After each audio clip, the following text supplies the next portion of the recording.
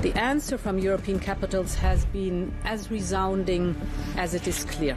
We are in an era of rearmament to respond to the short-term urgency to act and to support Ukraine, but also to address the long-term need to take on more responsibility for our own European security. On Saturday, we also agreed a new £2.2 billion loan for Ukraine, backed not by the British taxpayer, but by the profits from frozen Russian assets.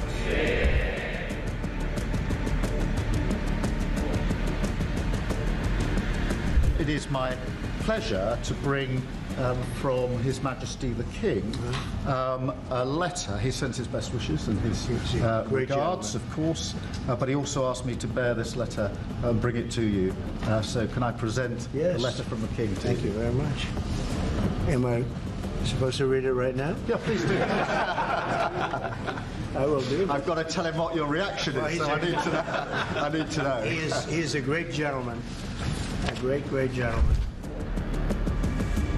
He said he thinks the war's going to go on for a long time, and he better not be right.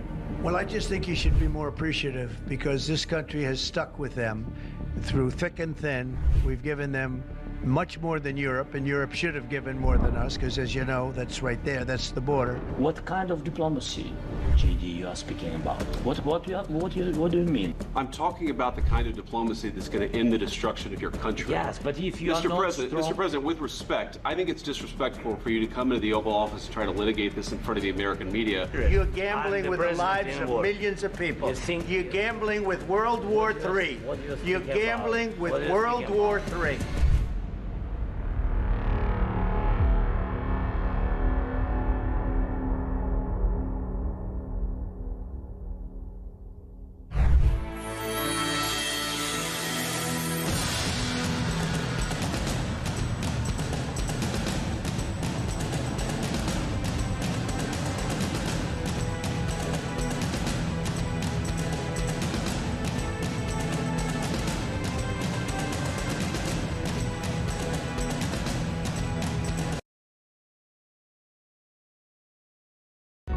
Across the UK, on DAB+, on your smart speaker, on your smart TV, and on your side.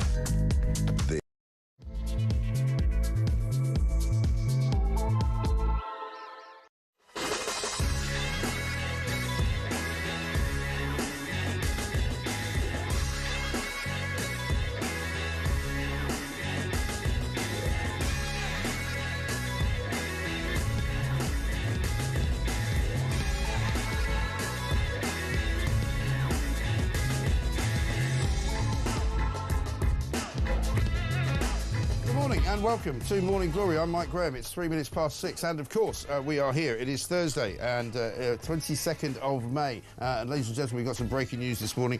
2 Israeli embassy workers have been shot dead in Washington, D.C. this morning. It's a man and a woman. They were believed to be outside a Jewish museum. We just heard on the news there, a man was seen pacing up and down outside before the double shooting took place. We don't have too many details at the moment, but we will bring you those details, of course, as soon as we have them. The man is believed to be in custody.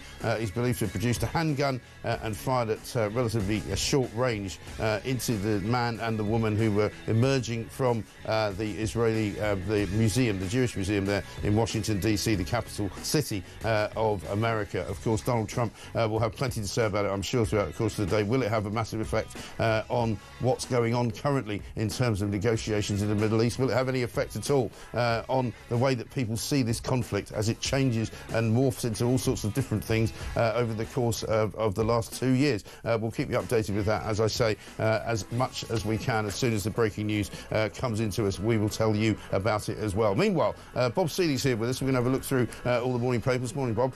We've got lots to do here this morning because the Labour government appears to be in some kind of state of chaos. They're running from day to day without seemingly knowing precisely what they're about to do. I said to somebody yesterday, would you care to predict what Keir Starmer's likely to do next. And I don't think anyone would have come up with pedos are to be castrated, which is on the front page of The Sun. Another sort of populist move, you might say, for a Labour government that started off sort of left of Tony Blair and is now sort of moving to the right of John Major somewhere. I'm not quite sure. Bob can probably explain it to us. There appears to be some kind of civil war going on between Rachel Reeves and Angela Rayner over whether or not there should be more taxes or whether there should be more public sector cuts. Rayner now says she wants to cut migrant benefits, which is a bit of a surprise to me. And also, of course, the Windsor Fuel Allowance U-turn yesterday by Keir Starmer in the House of Commons. So it's all kicking off as far as I can see. Also, the Chagos Islands appears to have been sold to Mauritius. That now apparently is going ahead for £9 billion. The EU is going to be able to make spot checks on farmers, of course, and loads of other stories to talk about, including the civil war that's going on inside of ITV as well. It's 5 minutes past 6. This, of course, is Morning Glory. Let's get it on.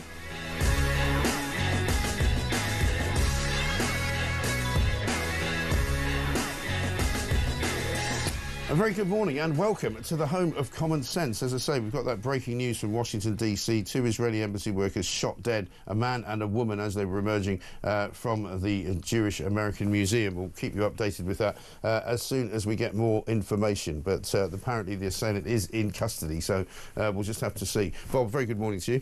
Good morning, good morning. It was a shock to wake up to a story like that. But the thing is, in America, there is so much easy access to handguns in particular that, you know, it's too easy now or too early probably to draw any conclusions about who could have done it. Well, I mean, there's two options. Well, there's a few options, and clearly condolences to the families of those people involved. It's a pretty despicable thing to do. One, it's a lone student or a lone, a lone activist of some kind, which is going to absolutely play into the hands of President Trump, saying we need to get, if we can get people out of the country with extreme views, let's do so. Right. And with some justification, I have to say. Or B, you look at what the Iranians were potentially, allegedly, be careful what the law says in this country, planning with potential attacks on Israeli targets in this country. Right. And you wonder, is there a state, i.e. Iran, behind this, which is looking to try to assassinate Israelis abroad? They did, so remember, the Lebanon War started. Lebanon War started after the assassination of the Israeli ambassador in London. Yeah. When was that? Back in 2001. I'll check my dates. Yes. So they do assassinate people. They do assassinate Israeli diplomats and others for political effect. Right. Which tells you why the Israeli attitude is what it is. When Absolutely. they talk about wanting not to be wiped off the face of the earth as a country and as a nation. Yeah, and if you look at the timing of the horrendous October attack that started the latest round of fighting, we now see that it was almost certainly time to destroy the peace deal between Saudi and Israel. Yeah. So there is politics behind the violence. Right. Not always. Yeah, but I think in this case definitely there was, But often. Yeah. Whether in this case it's just a lone nutjob shooter or whether there is something manipulated behind the scenes, we'll find out in time. And for the Jewish populations of all of the countries in which they live, it's obviously has been a very unsettling time for the last 2 years. Completely, which is, it's so depressing seeing all these synagogues in London, with their heavy security outside now. But, if you're Jewish and you go to synagogue, you are a potential target, not only for abuse, but actually for violence as well. Yeah, exactly right. And it's absolutely shocking this day and age. Awful. Lots of stories this morning about the state of the government. You take your pick, really. Daily Mail's got Reeves reeling from a triple blow. Humiliating day for the Chancellor. Prime Minister U-turns on Windsor Fuel. Inflation soars, went up to 3.5% yesterday. And Angela Rayner's takes aim at her tax policies. You're not convinced that the Civil War line is something that is actually going on? Look, I think clearly there's big discussions going on within Labour about what on earth we're doing. We're imploding. Yeah. We're on sort of. They're doing calamitously in every. The approval rating for Starmer, I think, is a -50 or something. Yeah, it's worst in history or something after a year in power, which is pretty extraordinary. And if you look, it's quite an achievement, actually. It's great. Seriously, it is to out become there. that unpopular it is that out there. quickly. Yeah, that's. I can't think of anybody else in any other walk of life who you can say has become that unpopular. That is Guinness Book of Records level achievement. It really is. That's awesome. In not a good way. No, he won't want to be remembered for it. No, I don't buy a lot of some of this stuff. And if you look at The Sun, where Labour are now going to castrate rapists. Yes. Look, if they do so, fair enough, and if it works, then great. I'm not saying, oh, it's bad because it comes from the left. Look, if they're going to do decisive action, I'm just amused by the way that they're dancing around all over the sort of the ideological areas. For me, this is now, we are in a desperation territory, but also slightly the new Labour playbook, that they will govern via headline. So the headline, pedos will be castrated. Let me ask a question for you, or indeed the listeners of the show. Do we honestly think Labour are going to be chemically castrating Pakistani grooming gang members? I don't think so. Okay, so, but hold on. They're meant to be, pedos are going to be castrated. Yes. And you're now saying no. Yeah, well, I don't think anybody's going to be, because my problem with the Labour government right now is they don't do anything that they say they're going to do. Right. You know, one minute they're going to do, they're going to stop immigration. The very next day, they're inviting people in from Europe under the age of 35 who maybe can bring their families with them. Yeah, and who will then do all the jobs. So you're going to have mass immigration, but just in another form. Okay. Yeah, exactly. So basically, this is now government by headline. That they're saying we're going to castrate pedos, and in a year's time, 0 pedos would have been castrated.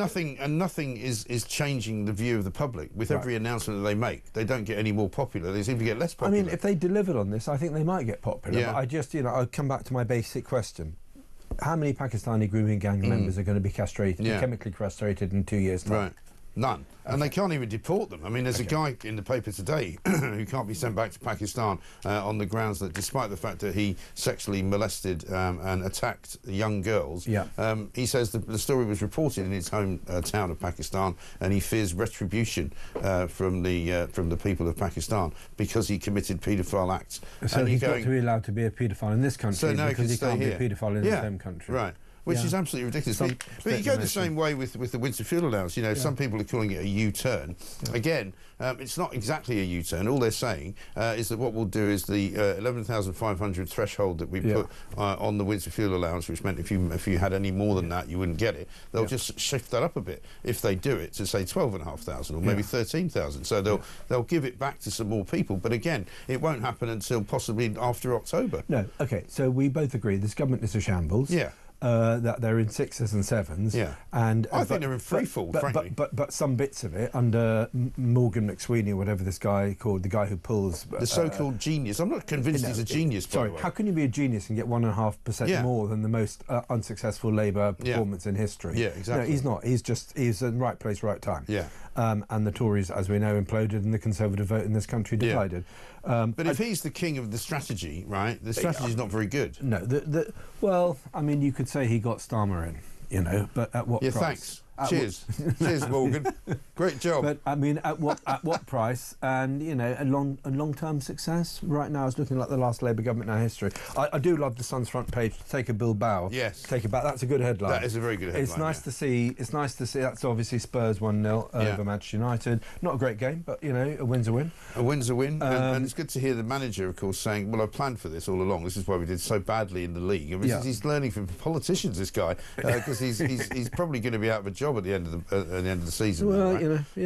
And he's I can't pronounce his name, so I'm not going to try. Is a Greek Australian guy. He basically comes out and goes, "Oh yeah, we've been planning to win a European Cup, and that's why we did so badly in the league." And you kind of go, okay then. It's about as convincing as Morgan McSweeney.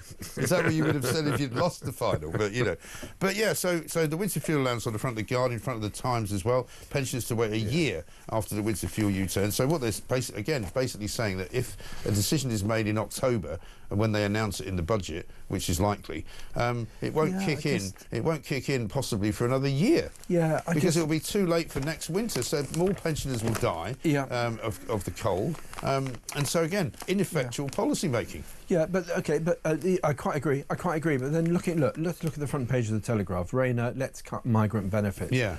I'm beginning to think that actually some of these rows are being created in order to try to dominate the news agenda. Argument, because journalists love stories about arguments. So if you give a leak story to a journo, hey, there's this big row because Angela wants to cut migrant benefits.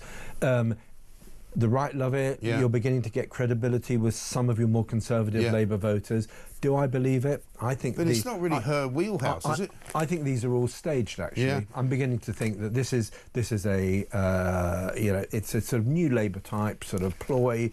Let's have a row, get it on the front page, so that people can see. Well, we're shifting. Yeah. And I don't buy it. Again, do you think that migrant benefit cuts are going to be meaningfully changed? Well, I don't think that they're going to change any of the things that they say they're going to change. They say they're going to cut down on migrant applications for asylum, but they won't, because they've got nowhere to send them. No, and also he went all the way to Albania, and this is why I believe that they are in shambles and chaos. They went all the way to Albania. He, on the same stage as the Albanian Prime Minister, said, we're going to be sending people to Albania, and the guy just went, no, you're not. No, you're not, mate. I mean, that's embarrassing. I've got some news for you. That is pretty embarrassing. No, I mean, it's that really is bad. It's politics 101. Make sure the guy that you're telling that you're going to do a deal with knows that you're going to do a deal with him. I think they're now in the stage of generating slightly fake rows in order to get onto the front of the papers. Yeah. And they're saying to journos, hey, this is going to happen. Hey, you may want to report this, or hey, there's a leak. So here. we don't just all keep writing about how useless they are. I don't buy it. No. All right. Well, let's have a look at what Rachel Reeves said before Prime Minister's questions yesterday on winter fuel. I do recognise the challenges that people continue to face with the cost of living. We have increased the basic state pension and new state pension by up to £470 just last month. That's a policy that the Conservative Party no longer commit to, but the Labour Party, this Labour government, absolutely recognise that we need to continue increasing the pensions that people are paid. So I do recognise the challenges that people face, but that policy stands because it was necessary to stabilise the public finances. So that policy stands was the final message on winter fuel. Is that her doing her second job, by the way, down at the local supermarket, fruit and veg? Sounds like she's at a Covent Garden Flower Market or something. So, I mean, it makes no sense at all. She can't actually make the sentence sound like English. No, and it was very... I don't fully understand. It was very incoherent. Maybe she's trying to follow Mr. Adenoid. They both sound very similar. I think they had the same speech coach on that very funny Christmas Eve a couple of years ago. I think we need to sack him. Yeah, well, let's have a look at what Keir Starmer, her boss, said then on winter fuel. Why? As the economy improves, we want to make sure people feel those improvements in their days as their lives go forward. And that is why we want to ensure that as we go forward, more pensioners are eligible for winter fuel payments. As you would expect, Mr. Speaker, we will only make decisions we can afford. That is why we will look at that as part of a fiscal event. Mr. Speaker, it's extraordinary listening to that last answer from the Prime Minister. Inflation was 2% when Conservatives left office. 2%. It's now nearly double that. When will he recognise that it's Labour's budget driving up inflation? I think what she forgot to say was over 11% on their watch, and she didn't say a lot. I am confident those numbers will come down, Mr. Speaker. The Bank of England is confident those numbers will come down. Yeah, but an awful lot of economists are not confident those numbers will come down. And again, he gets so tetchy when he gets criticised, doesn't he? He's like a little baby. Is it me, or does he sound like a bureaucratic Dalek? He does sound like a bureaucratic Dalek. I mean, and he can't speak, as your life goes forward. I mean, what does that even mean? He said it twice, going forward. Right, your life's going forward. After your life goes forward. No, it's called ageing, I think you'll find, Mr. Starmer. How about this from Diana in London? She said, it's just a distraction from his EU betrayal. There could be something in that as well, because that's a very good point. He's been trying to convince everyone that ever since Monday, this deal that he's done with the European Union is the greatest deal ever. Everybody knows that it isn't. It's the worst deal for Britain. Britain is now going to be... There's a story this morning saying that farmers are now going to face checks from the EU in order to make sure that they comply. We're literally back in the EU by default. We're back in the EU. By default. And he's going to spend $9 billion. Our defence budget increase is going to pay an ally of China to rent a bunch of islands that we have anyway. Yes. This very strategically important Diego Garcia Air Base in the middle of the Indian Ocean. Yeah. And we're going to spend $9 billion giving it to Mauritius. And if you never owned the islands in the first place. Right. What a betrayal. It really is a betrayal. And it's one betrayal after another, isn't it? Because, and how best could we sum that up by the little piece in the Telegraph? In fact, all the papers have got it. The Sun have got a big piece on it as well. The Dunkirk sort of reenactment. Having to divert the people who who were commemorating Dunkirk in their small boats had to move out of the way for some migrants who were being brought to Britain. But it's a story of our time. If you are law-abiding, if you're patriotic, if you are decent, you will come second to a bunch of bogus asylum seekers funding organised crime to come here illegally. I think it's a story for our time. There was a great piece, by the way. I know not everyone reads the Telegraph. A very good historian, Robert Toombs, was writing in the Telegraph the other day, and I thought it's one of the best articles I've read in recent months. And I'll just read you the opening paragraph. For the first time in 3 centuries, since the Hanoverian kings made Britain serve German interests, we are ruled by a political elite that does not put this country first. Very true. And sadly, it is bang on. And what do you think is behind all of that? I mean, I know we all know Starmer's a Europhile. We know that in his heart of hearts he's a human rights lawyer. You know, he's not anywhere near as right-wing as he's pretending to be. He's not right-wing at all. He's left-wing, sub-Marxist. No, but he's posing as if he is, right? What is behind his love of the European Union? Is it some kind of strange obsession? What is it? I think it's two things. One, the British national interest is dirty and corrupted by history and slavery, blah, blah, blah, blah, blah, all the sort of left-wing stuff. You add to that, you know, they think white people are bad because of Britain, because of empire, because of slavery, that we have to decolonise ourselves by mass immigration. So actually, our national interest is something to be ashamed of, not proud of. That's the first bit. Secondly, their loyalty is to Europe. Their loyalty is a sort of sub-Marxist lawyer. His loyalty is to international courts, international concepts of justice, where our interests come second, and he will play the tune of others, including the Russians and the Chinese, and his loyalty is not to this country, it is to the European Union. That's a shocking state of affairs, isn't it?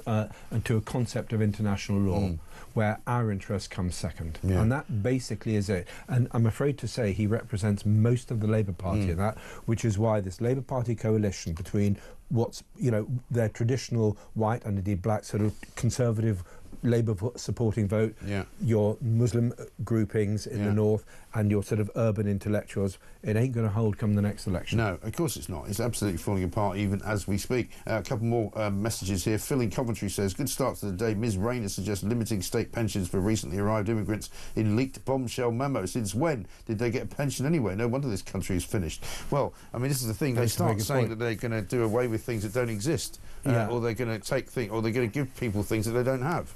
I mean, it is mad, isn't it? We'll be back. Bob Seeley's here. In case you're just joining us, we're breaking news this morning. 2 people have been shot dead in America, in Washington, D.C. It looks as though 2 Jewish staff members of the Israeli embassy in Washington, D.C. Shot dead outside the Jewish Museum. We'll have more for you on that, plus a lot more from the papers this morning. This is Talk.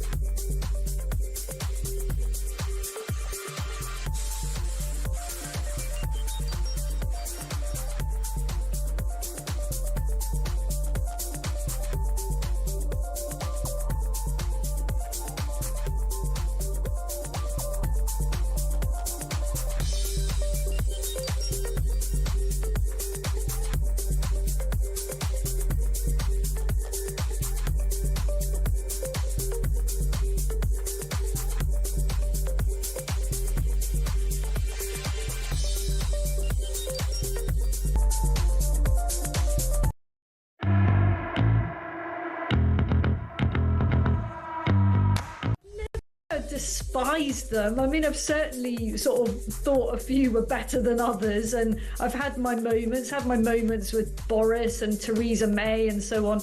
I've never felt, you know, such a kind of visceral kind of despair, I suppose, at somebody leading our country who I don't trust anymore truly has the best interests of the majority of people at heart. I don't think he understands.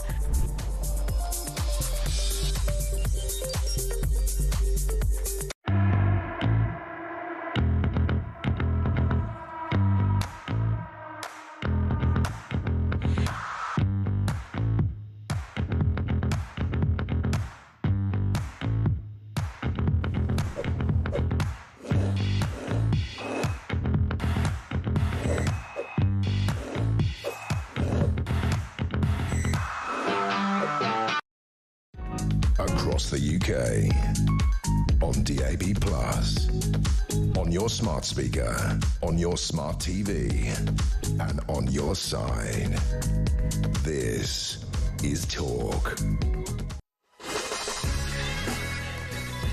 Welcome back to Morning Glory. I'm Mike Graham with you all the way through until 10 o'clock. Of course, Bob Seeley is here. We're reporting on the breaking news coming out of Washington, D.C. this morning that two Israeli staff members, or two Jewish staff members, I should say, of the Israeli embassy in Washington, D.C. Have been shot dead in Washington, D.C. The assailant is in custody. No word yet on who that assailant was, but he appears to have been someone who was pacing around outside of the Jewish Museum in Washington minutes before these two people emerged. He then pulled a handgun out and shot them both at relatively short range. We'll keep you updated with all of that. Lots of you sending in messages about what the state of the nation is. Elle in Shropshire says, morning Mike, this country is like a pressure cooker. How much more? What is going to be the straw that breaks the camel's back?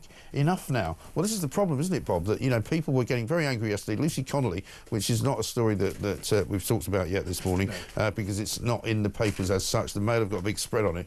But a lot of people are very angry about why Lucy Connolly is still in prison, particularly given the fact that they're going to be releasing quite a lot of sex offenders, quite a lot of domestic abusers and various other quite serious criminals over the course of the next few weeks and months. I quite agree. I mean, look, you've got, it was a stupid and unpleasant thing as she wrote. Yeah. She wrote but enough already is what we've been saying. Yeah, and you're right. And, you know, it's...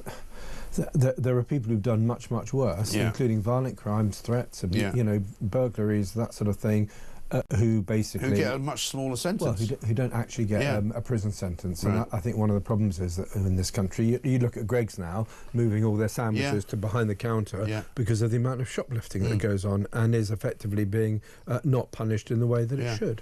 I think people, you're right, I think people are incredibly fed up and...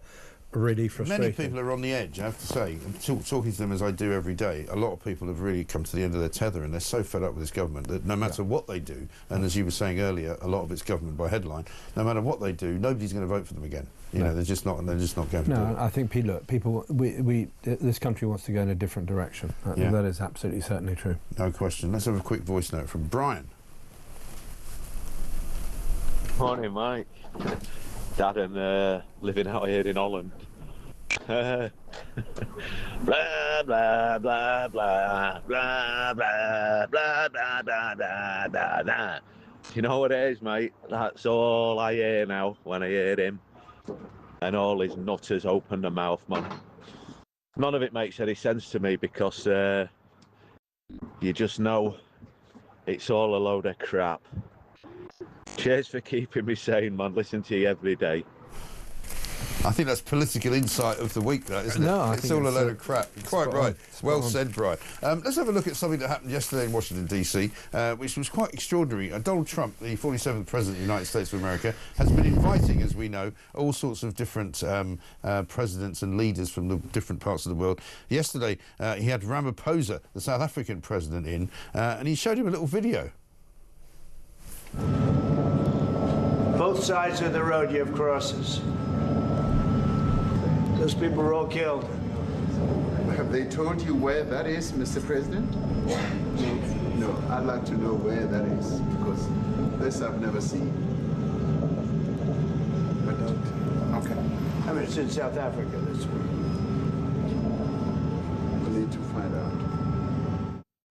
Cyril Ramaphosa there, sitting there looking pretty shocked, because what he showed him was something that we've all seen, and certainly something that's been doing the rounds in America, which is a series of white crosses which line two sides of a road, and there's around about 1,000 of them. And Trump explains that basically this is part of a white genocide that's going on in South Africa, which Ramaphosa kind of pretended he didn't know anything about. I mean, I think from my point of view, I have to say, I don't know if I'm saying hats off to Trump, but it is remarkable the way that Trump has turned the Oval Office into effectively a must-watch TV. Yeah. That he's turned it into like the final episode of The Apprentice. It's like, it's like a show. On a very regular basis. Yeah. And some of the stuff that I thought the way he treated Zelensky was appalling. Yeah. I mean, Starmer went in there clearly petrified and got off with a mild that was really up. cringe-making, though, wasn't it, when he did the I've got a letter from the king. Yeah. You know, like Uriah Heep, you know, Marcus is willing and all that. Mr. Adenoy. Yeah, it really was awful. But the way he turned over the South African leader, Ramaphosa, yesterday, I thought was actually really it's very entertaining, but also he's got a point, you know. The fact is, I mean, I went to Zimbabwe a couple of times 15 years ago, and you know, the way that these sort of ex-Marxist black leaders use a sort of ugly tribal politics to effectively stigmatise white farmers as a class or a group or a race, however you want to describe it. Of course it's real. I went to university with a guy who was from then Rhodesia, which was becoming Zimbabwe. His parents had been murdered, and their farm had been taken by force. And this, it's not like it's not a true thing that's happening. And these are very, very productive farms. They do good work. They employ a lot of people, and most of them, many of them, certainly in Zimbabwe, were also geared towards elements of social justice, providing free education and decent living conditions for black employees, and white employees as well. And they went to the wall because you've got that nasty old Mugabe, who's now dead, who needed an enemy. And in the same way that medieval rulers needed to persecute the Jews in order to find an enemy within, so you've got these Marxist leaders in Africa who use whites and white farmers as the enemy within. I think it's absolutely despicable. And Trump has obviously taken that as a reason to go after them, because nobody else will. Because the likes of Starmer would never criticise black South Africa because, oh my goodness me, black people can't be bad. Well, this is it's because of the left-wing view of what racism is. So racism is prejudice plus power. So if you're powerless and you hate somebody because they're a different colour and you're not white, then somehow that's ain't racism. Right. So they're never going to call this for what it is. Right. And actually Trump was saying, well, I don't buy that. And to be honest, neither do I. I don't buy that view. Racism is not about power. It's about hating somebody else because of the colour of the skin or their religion. Yeah, exactly right. And this left-wing idea that somehow, well, racism probably not. You don't hate somebody because of their religion. It's not racism, is it? No, you're right. But that's sectarian hatred. That's religious hatred. But it sort of comes under that it's sort the of same kind of thing, isn't it? I mean, it's anti-Semitic. Do you find is anti-Semitism racism? I think it is. I think it is. So because it tends to be. It's not about a religion as such. It's more about a race, isn't it? Well, because not all Jewish people are particularly religious. No, but also you're hating somebody because of their notional religious identity. I mean, I struggle with any of it really, because I don't know why you would hate groups of people for no apparent reason. Let's see what Trump had to say after showing that video. These are articles over the last few days. Death of people. Death. Our government policy is completely against what he was saying, even in the parliament. But you do allow them to take land. No. You do allow them to take land. No, nobody can take land. And then when they take the land, they kill the white farmer. And when they kill the white farmer, nothing happens to them. No, there is nothing happens to them. There is criminality in our country. People who do get killed, unfortunately, through criminal activity, are not only white people. Majority of them are black people. And we have now the farmers are black. The farmers are not black. I don't say that's good or bad, but the farmers are not black. And the people that are being killed in large numbers, and you saw all those grave sites, and those are people that loved ones going, I guess on a Sunday morning, they told me, to pay respect to their loved ones that were killed. Their heads chopped off. They died violently. I will say this, that if the news wasn't fake, like NBC, which is fake news, totally, one of the worst, ABC, NBC, CBS, horrible. But if they weren't fake news like this jerk that we have here, if we had real reporters, they'd be covering it. But the fake news in this country doesn't talk about that. It's quite extraordinary, isn't it? And you wonder who the next victim's going to be. Yeah, I mean, to be honest, I feel slightly sorry for Ramaphosa. I think he's the least corrupt leader since Mandela, who was a good man.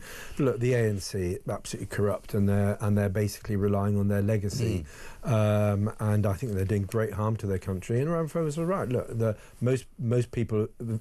South Africa is an incredibly violent society, and most people who are victims of crime are black people because of the absolute disorder. But that's again the numbers game, isn't it? Yeah, in some parts of the country. But whites are, by some, being specifically targeted in the same way, maybe in a slightly less state-sponsored way, but still in an organised way. Yeah, and Trump's point is that whether it's organised or approved of, shall we say, by the state, nothing much happens to the people that take the farms. No, and the point is that because it's whites, it's a bit like Christians. If Christians get killed in the Middle East, we don't say anything. There's nobody marching around the streets of London, are there?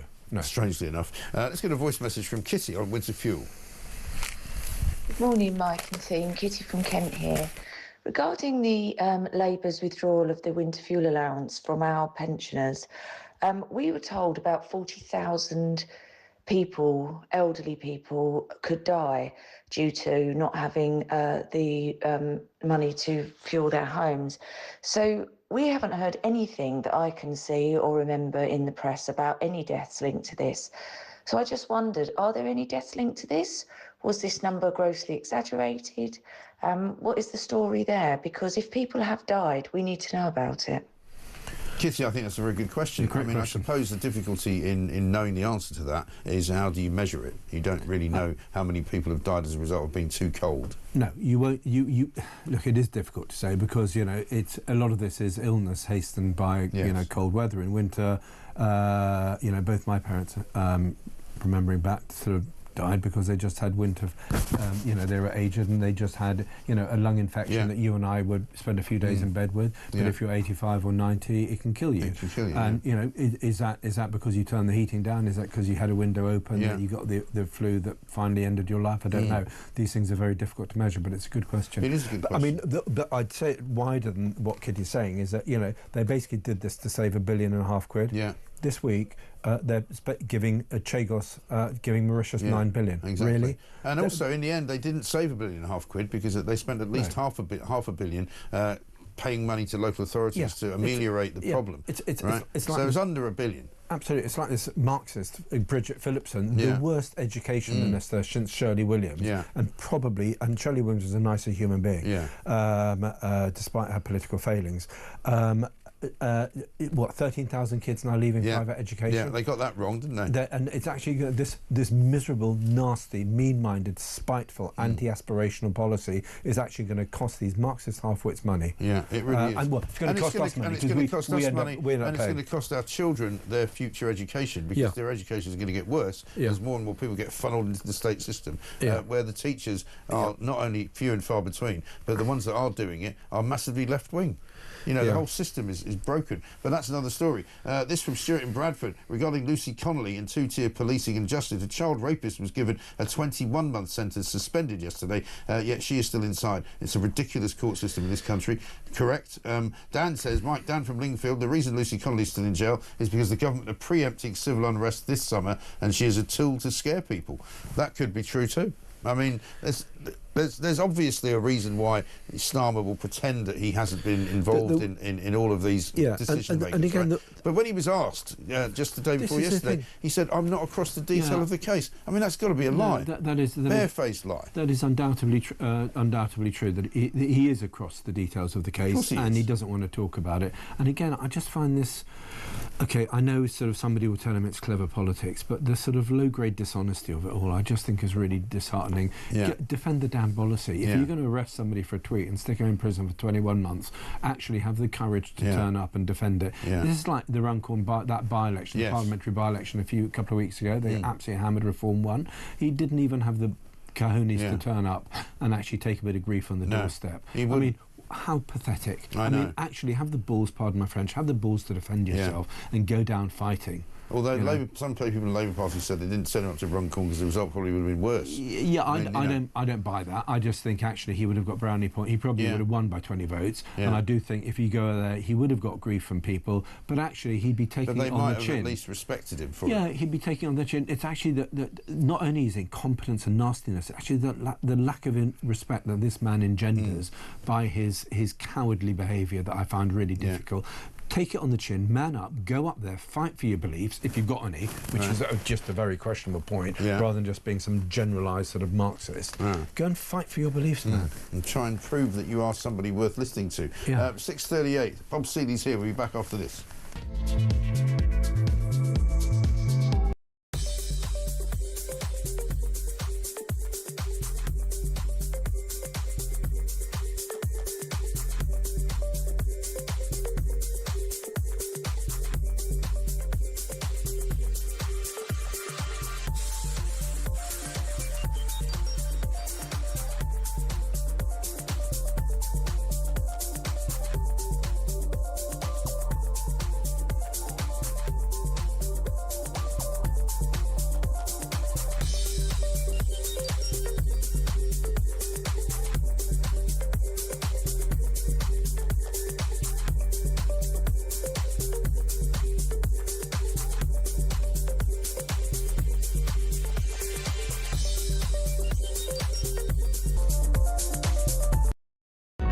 Across the UK, on DAB+, on your smart speaker, on your smart TV, and on your side. This is Talk. Welcome back to Morning Glory. I'm Mike Graham with you all the way through until 10 o'clock, of course. We've got Bob Seeley here, former Conservative MP for the Isle of Wight. Let's get a message from James. Morning, Mike. James from Blackburn. Worst week yet for the Labour Party. This is their worst week. I mean, we've had some bad ones, but this is bad. Chuck us back in the EU, not even by stealth, just blatant. 1 minute he's, mass, I'm going to stop immigration. Then he's having a free movement thing for up to 35. I used to limp at 32 in pain just for being 32. 35-year-olds aren't young. What's he on about? Rachel Reeves, what's she doing down there? She looked like an aubergine in that fruit and veg place. What an idiot. What an absolute plonker. It's the worst week ever, this. This is the worst week ever. Very good. But that's why, this is, okay, slightly my conspiracy theory, that's why they've got all these manufactured rows and sort of manufactured headlines. We're going to castrate people and we're going to do this, and there's this big row. Because who was that from? James. James. Because James is right. They're just having such a mare of a week. But look, I mean, they've rode back on Europe massively. They've never had a good week, have they? Well, no, but this is like bad to the bad week. So they've had a terrible week on Europe. They've had they're going to have a mare on the Chagos Islands. Rachel Reeves. Look, as soon as she eventually gets a sack, everyone will say, well, she's failed. But we all know she's failed. So if I was them, I would actually be, and you're amoral, you'd be going to manufacture these rows because it's better than the reality of facing up to what they're doing. And also, I wonder if they've also got this strategy of jumping from one horse to another. So, every day there's something new so that people don't dwell on the stuff that's so bad from the day before.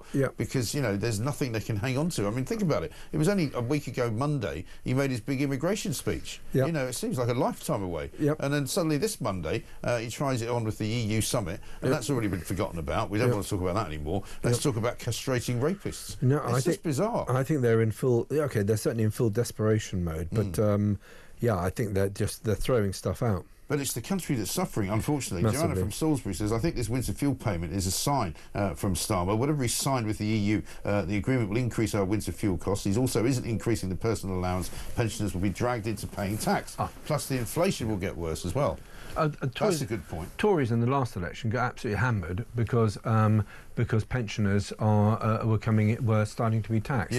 That is now happening on a much bigger scale with this government because of the thresholds. Because of the thresholds, and everybody's moving on. Voice message coming in from Nigel. Let's have a listen. Good morning, Mike. Nigel. Lucy Connolly. She should not have been coerced to plead guilty. She should have claimed diminished responsibility due to severe shock. The whole nation was in severe shock. No jury would have convicted. I don't think there's any question that if she had been given different advice to plead not guilty, this would be a very, very different story altogether. Yeah, I mean, look, when it comes to... I'm not a fan of Gary Lineker's politics, but do we really want the police investigating his idiot comments? Of course not. I mean, funnily enough, just to show how even-handed they are. The Free Speech Union, run by Toby Young, has actually offered to defend him.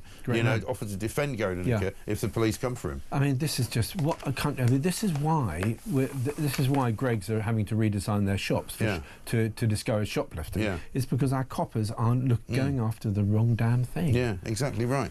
One little lighter one for you. I don't know if you've seen this in the Mail. It's all about how people with some names are happier than other people with other names, right? Now, I noticed that neither of our names are in there. So I don't know whether you're happy or sad or miserable or what, but the top 10 happiest names, at the top it's Dave, Katie, Charlie and Emily, and Lucy, funnily enough, number 5, and the most miserable, Victor, Susan, Nigel, Karen and Mark.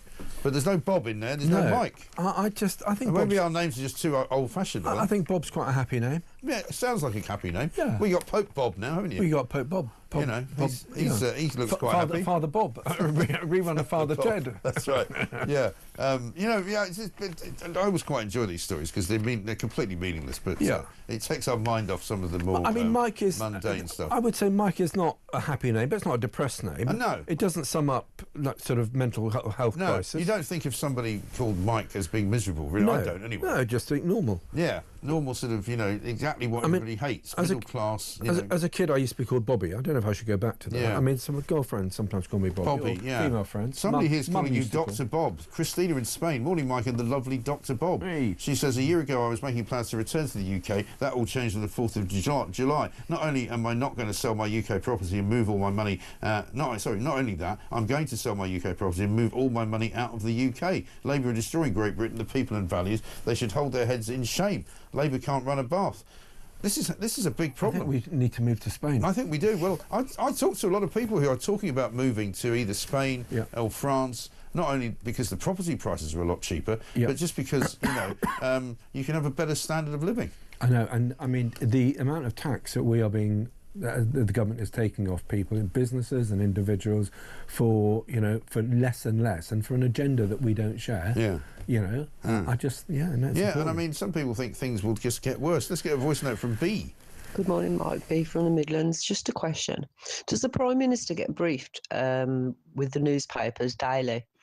Because if he's saying that he didn't know about Lucy Connolly, that man is a liar and he's just proved to be. Have a great day. Indeed, I don't think there's any question there's a about lot of interest in this Lucy Connolly case. There is. No, I found this yesterday. I mean, people were really angry, ringing up and saying, and so this is where again they completely get it wrong. They miss the popular kind of subjects. I mean, we do this all the time, so we know what we're doing at this station, and we know what people care about, and so we talk about the things that they care about, and sometimes they drive it. Not us, but clearly there's nobody in Labour that understands what the people in this country feel like. If only our great leader was across the case, I'm sure he'd do something about it. Well, maybe he would. How about this from Ryan? He says, why don't we start by castrating Hugh Edwards? Nice high-profile individual to make an example of. You can make it a public event, couldn't you? Just to turn the place into gladiatorial Rome, why don't you? That'll be next, I think it's more pill or injection rather than a meat cleaver. Yeah, a meat cleaver and a hammer. Yeah, absolutely right. At 6:46, we'll be back after this.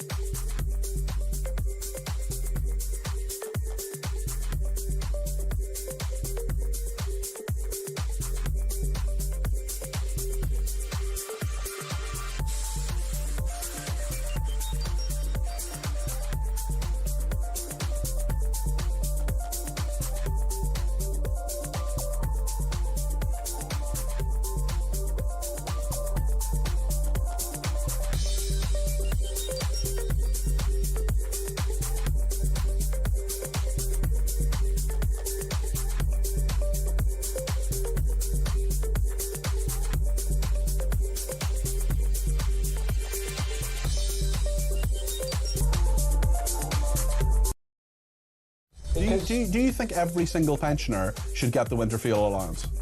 Well, yes, I do. I do think that. Even millionaire pensioners? Universal benefit before. Now, the argument always is, and I've argued this out on your programme before, that a few millionaires don't need the money. Yes, but it's very difficult indeed. I agree with that. But it's very difficult indeed to actually have an assessment which rules out those millionaires. Well, you're right, Dennis, and that means testing costs a lot of money.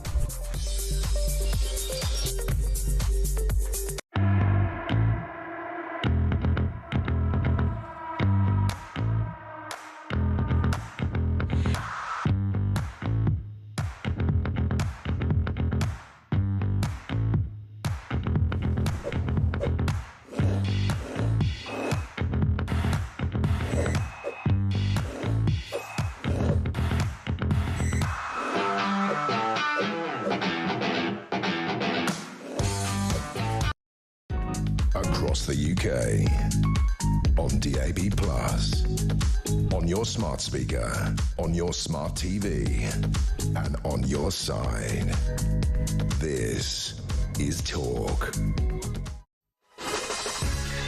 Welcome back to Morning Glory, 6:49. I'm Mike Graham. If you're just joining us, we've got breaking news for you this morning about two people shot dead in Washington, D.C., two Israeli embassy staff workers, I should say, who were visiting the Jewish Museum in Washington, D.C. in the United States of America's capital. A man was seen loitering outside, and as they emerged from the building, he pulled a handgun out and shot them both dead.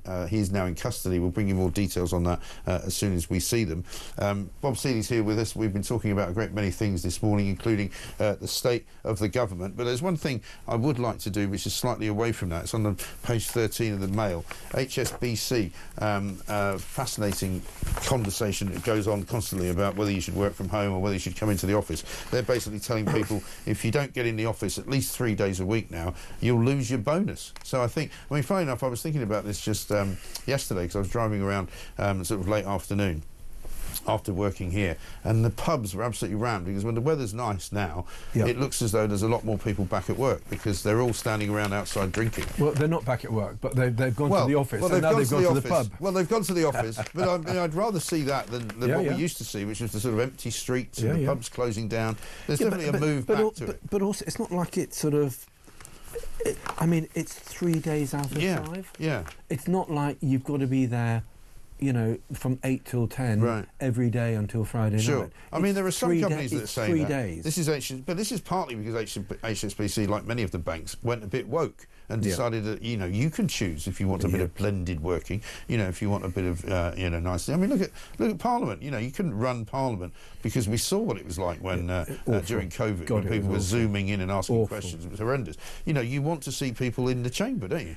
You do. And it's good, look, especially, I mean, I buy the point that, especially if you're younger, it's good to learn an office culture, routine, all this sort of good stuff. In fact, you probably need that at lots of times in your life. You do. Absolutely. There's nothing worse than being isolated, I think, in most people's views. You know, we get a lot of, you know, we don't get as many as we used to. We used to get a lot of people saying, oh, I love working from home. I'm much more efficient. I spend more time with my family. Well, you may well love it working from home, but in the end, it's not good for society. It's not good for the economy. And it's probably not that great for you, actually, if you don't meet anybody else. No, and also I think that the danger is that you just tail off. So you think it's you're being more productive than you are. So, and we've seen more and more sort of studies done over the course of time since people have been doing it, that actually most people are not more active at all. They're not more efficient, and many of them actually spend quite a lot of time, you know, in their pyjamas or having a nap or, you know, popping down to the pub. It's just not the same discipline. It's not. You know, because we're all undisciplined individuals. The more discipline, you know, if I didn't have to come in and do a show here, I wouldn't be waking up at the time I wake up in the morning. I mean, you know, if people say to me, when are you going to retire? I'm like, I don't imagine I would ever want to retire, because I would hate the idea of waking up in the morning with nothing to do. Retirement does sound quite boring, doesn't it? Yeah, it does. I mean, because you need to actually get out. Speaking of the office, I've seen this story on the front page of the Times about sighing. Have you seen this? Sighing at a colleague will come as no relief. Apparently, a judge has now ruled that a particular individual who took his company to court in an employment tribunal because he had ADHD, and he said his manager kept sighing and exaggerating his exhalations, upset him somehow. I mean, I can see why you would say you shouldn't really be sighing at people, but clearly, you know, there are those of us who've worked in plenty of industries many, many years ago where sighing was the least of your problems. I just wish. Look, I think we have. I think our legal system has got a problem. Yeah. Apart from the slowness of the courts and the fact that we've had not enough money invested over previous governments into it, I do think this sort of human rights culture is. We have a culture that doesn't look after the needs of the majority. Yeah. But if you have individuals who are always sort of taking on the system, I just think we've got that balance wrong now. Yeah. I think we've got that balance wrong. Well, I mean, this is a guy who said that, you know, non-verbal expressions of disappointment or irritation breached his equalities. Get a life. I mean, seriously. But of course now what they'll say is, yeah, but I've got ADHD, which I didn't know I had, and now that I know that I've got it, you know, I can't be, you know, talked down to. I'm a victim. I'm a victim. I'm a victim. This is the thing. You see this increasingly, and with adults, even ones in quite powerful positions. Oh, I'm a victim. You know, I couldn't possibly know about this, like the post office scandal. Yeah. You know, Mr. Watersports, Ed Davey. Yeah. You know, we've got to remember this guy. You know, and he, as soon as he got caught out for being the disaster, he's the leader of the Lib Dems. This disastrous leadership at the post office. Yes. Oh, you know, I was just a victim of my civil servants. Yeah, right. This, that, and the other. And then you had who was the head of the post office? That charity worker. Yes. The useless charity worker. Oh, yeah. What's her name? I remember her Paula, name. somebody or Paula, other. yeah. Oh, you know, I'm a victim. And, God, I can't bear it. Take responsibility. Yeah. It's nice to be a victim in six-figure salary as well, isn't it? It's great to be, Not bad at all. This one for, where are we? Mike, we aren't stupid, says Linda. Starmer and Labour are putting everything out there, and it's all lies. Labour are finished, and they know it. And we get an awful lot of that. I really hope so. Brian in Glasgow, does this mean that Labour are proposing chemically castrating Labour MPs who are accused and subsequently jailed for child abuse? Well, that's an interesting one. And Kemi Badenoch, says Keith, seemed oblivious to the screeching U-turn despite the stench of burning rubber. She's not very politically agile. I mean, Kemi Badenoch has got better, hasn't she? Yeah. But, I mean, you know, I was listening to somebody yesterday talking about, you know, the importance of sticking with the leader once you've elected one, so that you don't want to chop and change it too soon. What's your view of where she is? I think if they chop and change, I think you know, I would very, very strongly advise against it. Yeah. That I think they've got to stick with Kemi, and then I hope the polls pick up. Yeah, I mean, the polls are now terrible, aren't they? I mean, Tories in 4th place. We're talking to Robert Jenrick a little bit later on from now. The problem is that now that Labour is so devalued, I suppose, so are the Tories. You know, the people that are all voting for reform are never going back to either of them. I mean, I think the issue is that, OK, we're still over 3 years away from the next general election, potentially 4. I mean, I think it'll be in 28 because I think there's Birmingham and London, and if the Labour Party lose Birmingham and London, then I think they will be in full meltdown mode. I think you have chaos in government. Because that was one of the things that was the only, if you were looking for any kind of shining glint of light in what happened on local elections, was that a lot of it wasn't involved in sort of metropolitan areas where Labour have got some pretty strong. No, but I think next year, if I understand correctly, OK, I mean, next year's elections then become a lot more, you know, important for both the major parties. Yeah, I mean, look, clearly people have not forgotten the Tories' time in power, and people are seeing Labour implode. There's 3 years for the next general election. I mean, in nightmare scenarios, you can see Labour retaining power for a second disastrous term on a Labour turnout of 28%. Yeah. But I wonder whether Reform are going to be so well galvanised, and because they did organise pretty well for the local elections, whether they can actually do that for a general election. People will want to kick Labour out. I think so, but at the same time, you're going to have Reform now taking over councils. Their failings, their successes may well be downplayed. Their failings will be magnified by the BBC, by the Guardian, and you know, Reform have now got to prove themselves start proving themselves in power. Sure, and that is quite a big ask. And so you may see a dissatisfaction with Reform creeping in some places. Yeah. I'm not saying you will, I'm not saying you won't. Speaking of local councils, there's 3 years. Do I know what's going to happen in 3 years' time? I haven't got a clue. You can't imagine Labour getting better, is what I'm saying. No. Labour Council in Birmingham's still there, and I couldn't believe it this morning, and we're going to be speaking to Unite Union a little bit later on. Yeah. But the bin strike is still going on. I know, but how is it still going on? I don't know, but I mean, OK, you say things aren't going to get better. If Burnham gets into Parliament and it's Burnham versus Angela Rayner, you could, within 2 years, have a Labour leader who is more popular than a North London lawyer with zero cut-through in traditional Labour voting communities in the Midlands and the North. You might. But I don't think Andy Burnham's all that popular either, though, is he? Well, hold on. You're not dealing with huge popularity. You're dealing with someone who's less unpopular than the most unpopular Prime Minister in recent history. Yeah. So, will Angela Rayner be any good? No, she'll be an absolute disaster. Will she tick boxes for the Labour left? Yes, she will. Is she Keir Starmer? No, she's definitely not. And it's anybody but Starmer at some point or other. I think at the next... I mean, the one thing that could save Labour is that they're doing so catatonically badly that they might actually have to have a reset. And clearly Morgan McSweeney, the puppet master, is trying to do this reset by throwing lots of these stories like we're going to castrate everyone. You know, we're going to do this, that and the other. Well, this is it. We're going to just be crazy right way. What are they going to say tomorrow? It could be anything, couldn't it? Yeah. We're going to declare war on the Isle of Man. Yeah. You know, one final one for you, which is my favourite story, I think, of the day, and this is about standing on airlines. Budget Airlines in the Sun, page 8, could launch standing-only seats as early as next year after designs were said to have finally passed safety tests. I've always thought this is a great idea. Standing. Yeah, because I used to take a late-night train when I lived in Wiltshire, and my friend and I, who both worked in newspapers, we used to stand at the buffet car and just, you know, very civilised way to travel. You can have a nice glass of beer, you know, have a sandwich if you want, whatever. I would do that on a plane. You know, have a little sort of almost like a little thing in front of you, like standing in a pub. But the problem is, it's not going to be a nice little bar serving it's nice red wine, is it? Well, you're going to be strapped in like Hannibal Lecter. Because either you're going to have people who are going to take advantage and get too drunk. Yeah. Well, I can't see the standing up working. It's not like safe standing at a football ground. I suppose not, but it's just the idea just generally appeals to me. But there we are. Bob Seeley, good to see you. Thank you very much indeed. Bob Seeley, former Conservative MP for the Isle of Wight. I always ask you when you're going back to the Isle of Wight. In about 3 hours. I've got a meeting at about 10:30, and then I'm heading back. The missus is expecting, and we've got a consultant appointment in St Mary's. Oh, congratulations. On the island tomorrow at 9:30. Great stuff. We'll be back with everything else that's happening in this crazy world. This is Morning Glory, of course, back after the news.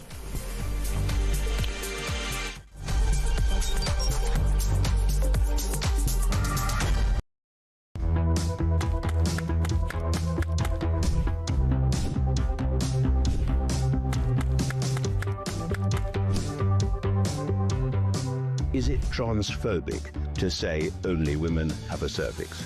Well, it is something that shouldn't be said. It is not right. A woman is an adult female, and the court has made that absolutely clear. I actually welcome the judgment because I think it gives real clarity.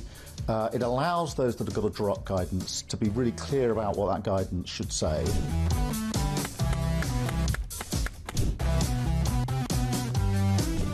If you want to fight for Remain, vote Labour. Now, there are some who say we don't need Brexit to work. We need to reverse it. I couldn't disagree more.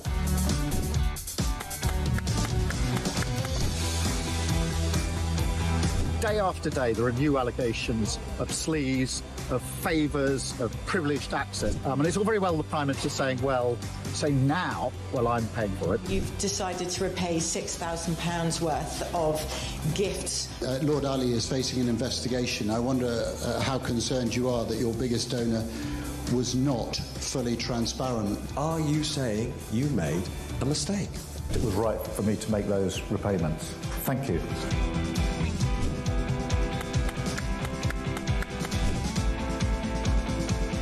Of course, I wouldn't want Donald Trump round for dinner, but don't underestimate the danger to the world if Trump is re-elected this time around. I'm anti-Trump. I would like to send my warmest congratulations to President Trump on his inauguration as the 47th President of the United States.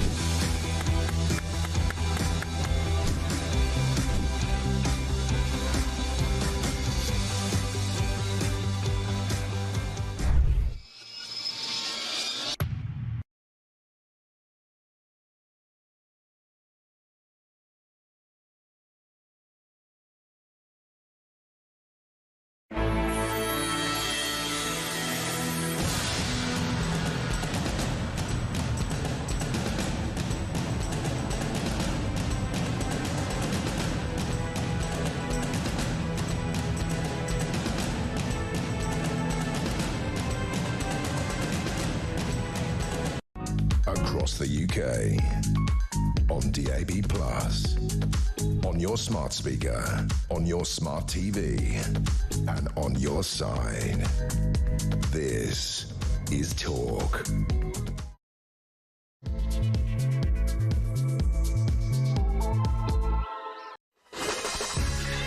Welcome back to Morning Glory. It's coming up to 3 minutes past 7. It is Thursday, the 22nd of May. Breaking news this morning. We've got a shooting in Washington, D.C. 2 members of the Israeli embassy staff have been shot dead. You just heard there on the news that the assailant shot them with a handgun outside the Jewish Museum in Washington, D.C., the nation's capital, and was heard shouting, "Free, free Palestine," as he was taken into custody. We don't know any more about him as to who he was or what, obviously, his antecedents are, but I think we can be pretty sure we know what his motives are. If 2 Jewish people have been shot dead by a guy shouting "Free, free Palestine," you don't have to be Inspector Clouseau to work out exactly what's going on. We'll bring you the latest on that. LaDonna Harvey joins us from the USA. She'll keep us updated on that, plus that extraordinary press conference with Donald Trump, with Cyril Ramaphosa, the president of South Africa, yesterday as well. Meanwhile, back here in Britain, the Labour government appears to be in free fall. Rachel Reeves is being assailed from all sides. Angela Rayner is after her. She wants Rachel Reeves to be kicked out of a job because she can't do it. It's as simple as that. Angela Rayner demanding all manner of fiscal policies are introduced, many of which are against what Rachel Reeves wants to do. Keir Starmer, meanwhile, flailing around for some kind of policy that somebody might find actually attractive, has decided that he wants to castrate all sex offenders and paedophiles. So we'll see how that's going to go. It's on the front page of The Sun this morning. Meanwhile, he's also done a U-turn on winter fuel payments to pensioners. So the government are all over the place, ladies and gentlemen. I have to tell you, there's so much to talk about. Let's get a voice message from Anne. Morning, Mike. Anna, sorry. Mike, the only person that needs castrating is Keir Starmer for the rape of Great Britain. Cheers, guys. Bye-bye. That's a very powerful message, that. Yeah, I mean, some people could accuse Keir Starmer of ruining the country. I've never heard of him being accused of that before. But listen, any number of accusations is possible. They're all coming in. Many of you still very angry and upset with what happened on Monday when we were basically taken back into the European Union without anybody asking us if that's what we wanted. Meanwhile, Lucy Connolly remains in prison, having not been released when she could have been, when she applied for an appeal. That was all turned down as well. Lots of you getting in touch about all manner of stories this morning. Lots to do, lots to talk about. Keep your voice notes coming. 0344 499 1000. This is Morning Glory. Let's get it on.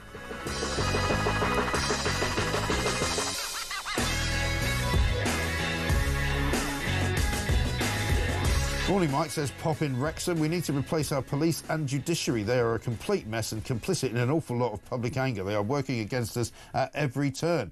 And one here from Alan, who's on holiday in Catalonia. Good place to be. Watching Trump expose the genocide of South African farmers to Ramaphosa makes you realise that Trump is not only protecting the interests of Americans, but is acting as the policeman of the world, exposing evil where it exists and forcing political leaders to take remedial action. He's like a superhero character.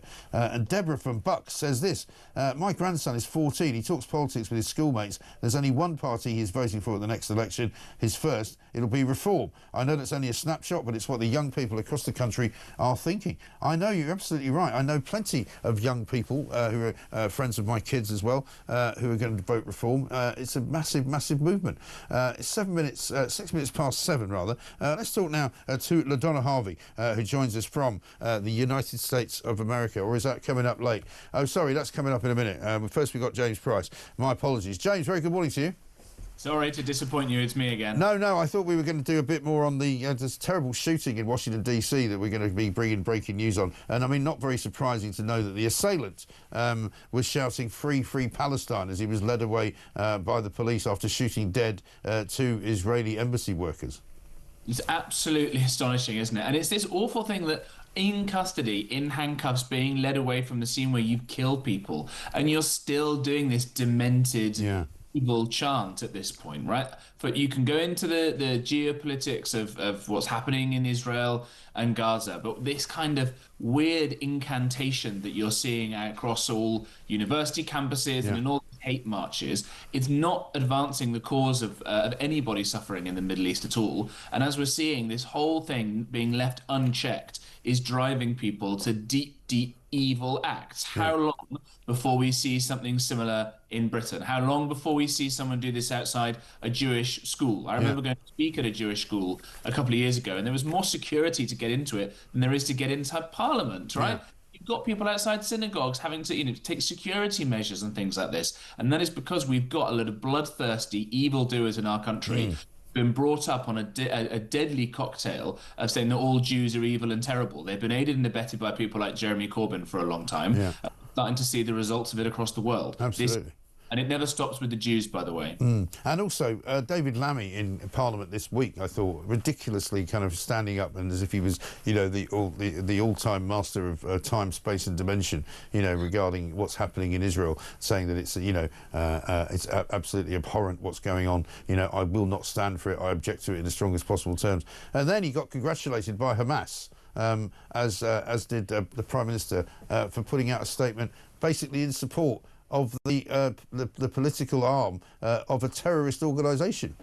It's just quite extraordinary, isn't it? Every day now, this Labour government gives us headlines that you can only assume are from a satire, from some kind of satirical website or something, right? I keep expecting it to be accompanied by a dodgy AI GIF or meme or something, but no, these things are real. We should never be surprised by the kind of guff that comes out of David Lammy's mouth anymore. But every day he manages to disappoint. I just think that people should put themselves in the frame of mind of Israel, right? A country that is besieged on all sides, is constantly being attacked, constantly having terrorist attacks happening inside its borders, such that it needs to defend itself in the way that it does. Right. And you have the horrible actions of October the 7th, of children raped and babies burned alive, and just the most despicable acts that we probably shouldn't be talking about this time of the morning. Yeah. Then has to do something about it. What a dereliction of duty if it let this evil, maniac, genocidal terrorist organisation on its border continue to survive. We wouldn't put up with it if it was happening in Britain. God knows America wouldn't put up with it if it were happening there. And yet we seem to think that we have the moral high ground to tell them how to behave. And I've got to tell you, the Israelis look at Britain as a complete and utter basket case that allows Sharia courts, that allows people to invade every single day of fighting age and alien cultures, coming across illegally on small boats, and they'll say, we're taking no lessons from you lot, thanks very much. Exactly right. And I mean, we know exactly why some of the things that have happened here have happened, because they've happened because we've imported people who feel a certain way about their religious affiliations and other peoples. And we could have had something similar here. There was a plot foiled only last month by a bunch of Iranians, some of whom had come here on small boats, who want to commit some kind of atrocity around the Israeli embassy. Yeah, absolutely right. The thing that really scares me is that people might remember, and I only say might because it was not really played up properly at the time, that a sitting member of Parliament, Sir David Amess, was murdered by an Islamist who stabbed him to death for the crime of being a bit Zionisty, the guy said afterwards. And what he was actually doing was sitting probably in some hall or sports hall or something, trying to help his constituents out with various problems on a Friday afternoon. And what did the bleating MPs do? They started talking about online anonymity, of having to stop people from being able to have anonymous Twitter accounts, because the MPs are the people who get targeted by these sorts of things, rather than talking about the fact that we had an Islamist terrorist attack kill an MP. I know. People don't talk about it. And why don't they talk about it? They don't talk about it because the implications of staring this issue square in the eyes is too awful for them to bear, that we realise that we have brought in a great evil in this country of a force of many, many people. The MI5 watch list is over 40,000 strong, of people they know about enough to keep an eye on. That's a Premier League football stadium size full of jihadists in our midst. And they don't want to do the things they need to do to keep us safe. But as one of your earlier contributors said, summer is coming, and I think there's going to be another summer of discontent, because there'll be more attacks, I fear, and the government will yet again fail to deal with it, and things are only going to get worse. I'm sorry to be so miserable. No, it's absolutely true. You're quite right to say it, because this government, as I was saying to Bob Seeley just a few moments ago, have no clue as to how people in this country feel. They don't really have any interest in what they think about. They certainly don't know how badly the government is viewed now by almost everybody in this country, apart from very few sort of Labour loyalists and apparatchiks. Most people in this country say they're making an absolute hellish dog's breakfast of running the place, and we're now dealing with sort of daily whack-a-mole politics. I was filming Plank of the Week just yesterday, and I said at the end to everybody who was on the panel, does anybody want to predict what Labour are going to do tomorrow? And they all kind of went, no, because it could be anything. And then sure enough, we wake up this morning and they want to castrate some paedophiles. And you're just going, what are you going to do next? You know, next, you know, you used to do it at the end of the Super Bowl, and they go to the winning quarterback and say, what are you going to do now? And you go, now I'm going to go to Disney. You know, it's almost this ridiculous notion that, you know, you could just clatter around from one policy to another. And sort of, who do people hate? Oh, paedophiles. Right, let's castrate them then. Well, you know, as Diane Abbott would say, even a stopped clock is right 4 times a day. Right. At least with this, they seem to be an issue that would be actually popular, right? I'd be in favour of this sort of happening, at the very least to discourage other disgusting people from doing it. But at the same time that they're talking about this, there are plenty of issues of foreign paedophiles, people who have moved to this country, often from places like Pakistan. One issue I saw I think it was the Telegraph yesterday or today, moved to Scotland a long time ago, managed to avoid deportation because, you guessed it, his right to a family life, keeps on abusing young girls, is himself a paedophile, and again has managed to avoid being deported from our island back to Pakistan. Because why? Well, he's worried that Pakistan might put out a fatwa against... Yes, because he's a paedophile. I think if we're going to castrate these paedophiles, good. If they're going to go fatwas put out against them, also good. Yeah. Maybe they shouldn't go around being nonsense to kids. Well, now it turns out we've got an actual sort of an economic reason to send them back, because we don't have to pay to castrate them. We can have them do that in Pakistan. You know, so clearly, I mean, I'm sure that there'd be some smart human rights lawyer that could say, well, now you have to deport my client because obviously his human rights will be affected if you castrate him. You know, so maybe it's a double bluff against the ECHR. But of course, as Bob Seeley said, you know, how many members of Pakistani grooming gangs, rape gangs up in the north of England do you think will be castrated by this Labour policy? Yeah, absolutely right. I think it rhymes with hero, and unfortunately they're not heroes. It will be zero. Yeah. We're not getting serious about this. Just look at the kind of... I think there was a mayor in Rotherham who just got elected, and she said that she's a proud hijabi Pakistani woman here to represent Pakistan. Right. It's so on in the Rotherham. Unbelievable, yeah. It's just unbelievably evil that we're not confronting this, because the biggest victims of all of this will be, as we've seen so far, the many, many, many, hundreds of thousands of young white girls. This has all been done on an industrial scale, but also not dealing with the kind of semi-related issue of Islamism in this country. Some of the biggest victims of these scumbags will be the moderate Muslims who have to live in those communities as well. Lots of these people fled hellish regimes from around the world. You know, my old boss, Nadim Zahawi, fled Saddam Hussein, who was very happy to quote Islamism when he needed to. Yeah. Some other people did as well. They came to Britain because you have freedom of speech, you have all these various rights that women don't have in these countries. And what do? We say, oh, actually, it's great, it's fine that kids as young as 8 should be forced to wear hijabs in primary schools in London in 2025. It's my school around the corner here. You see it every day. And I just don't think it's acceptable that in Britain we are allowing these sorts of things, where if it was any other group, we would call it barbaric and out of date as it is. And we should have the bravery and the politicians to stand up and say these things before it's too late. Yeah, absolutely right. Meanwhile, more bad news for Rachel Reeves, front page of the Daily Mail. Open warfare in the cabinet. This was bad enough that inflation went up to 3.5% yesterday, which she said was disappointing, which was nice of her. It seems like Angela Rayner's got it in for her, wants to keep piling in sort of on fiscal policy that Rachel Reeves apparently doesn't want to do. Because yesterday morning, she said this when she was asked about the winter fuel payments, right? So she didn't know what Keir Starmer was going to say later. I do recognise the challenges that people continue to face with the cost of living.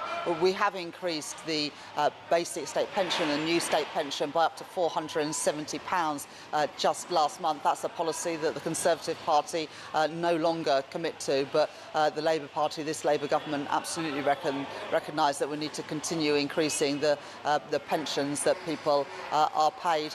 So I do recognise the challenges that people face, but that policy stands because it was necessary to stabilise the public finances. Yeah, well, a couple of hours later, apparently that policy is being diluted quite substantially by her boss. Yeah, it's just extraordinary, isn't it? I mean, I've got to feel a little bit sorry for Rachel Reeves, because although she's dreadful, you remember it can always get worse, and she is the only one around that cabinet table with any real experience of the real world. I mean, it's half as much experience as she said she had, because she lied on her CV, of course, and been caught out for it, and is clearly not fit for that job. But if I've learned one thing, like in politics, it can always get worse. And if God forbid, if Angela Rayner or anybody else were to replace her, I would be very, very concerned about the state of the public finances. These are people who just spent all this time, because politics was about bashing the Tories, and Angela Rayner was very happy to talk about Tory scum and call her opponent scum, and never actually have to think about any of the details. Yes.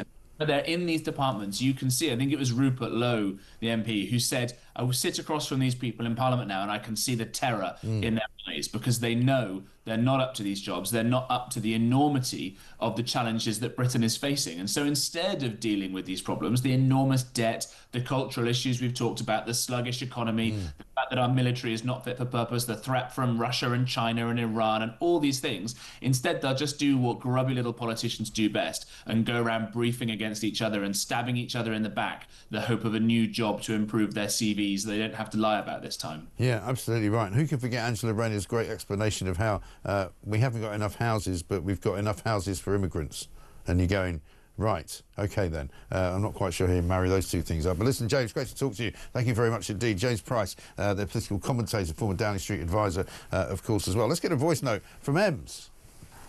Morning, Mike. It's Ems in Havant again. Did I just hear that right? They're going to give libido-suppressing drugs to sex offenders in prison. In prison? I mean, what good is that?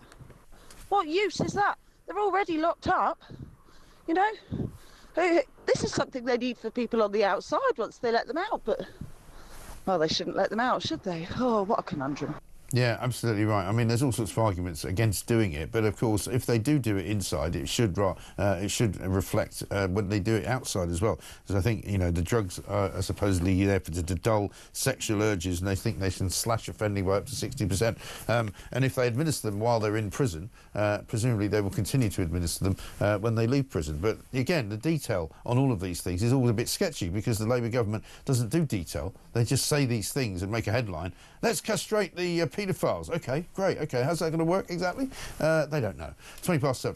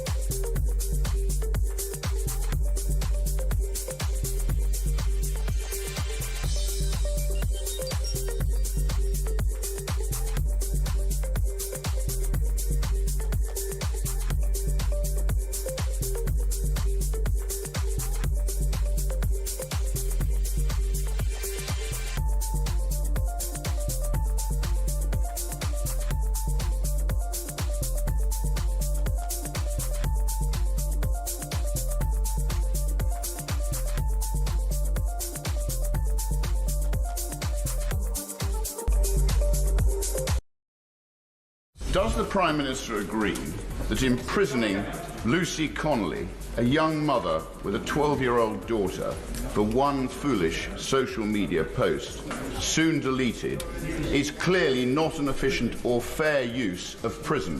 I am strongly in favour of free speech. We've had free speech in this country for a very long time, and we protect it fiercely. But I'm equally against incitement to violence against other people. And I will always support the action taken by our police and courts to keep our streets and people safe.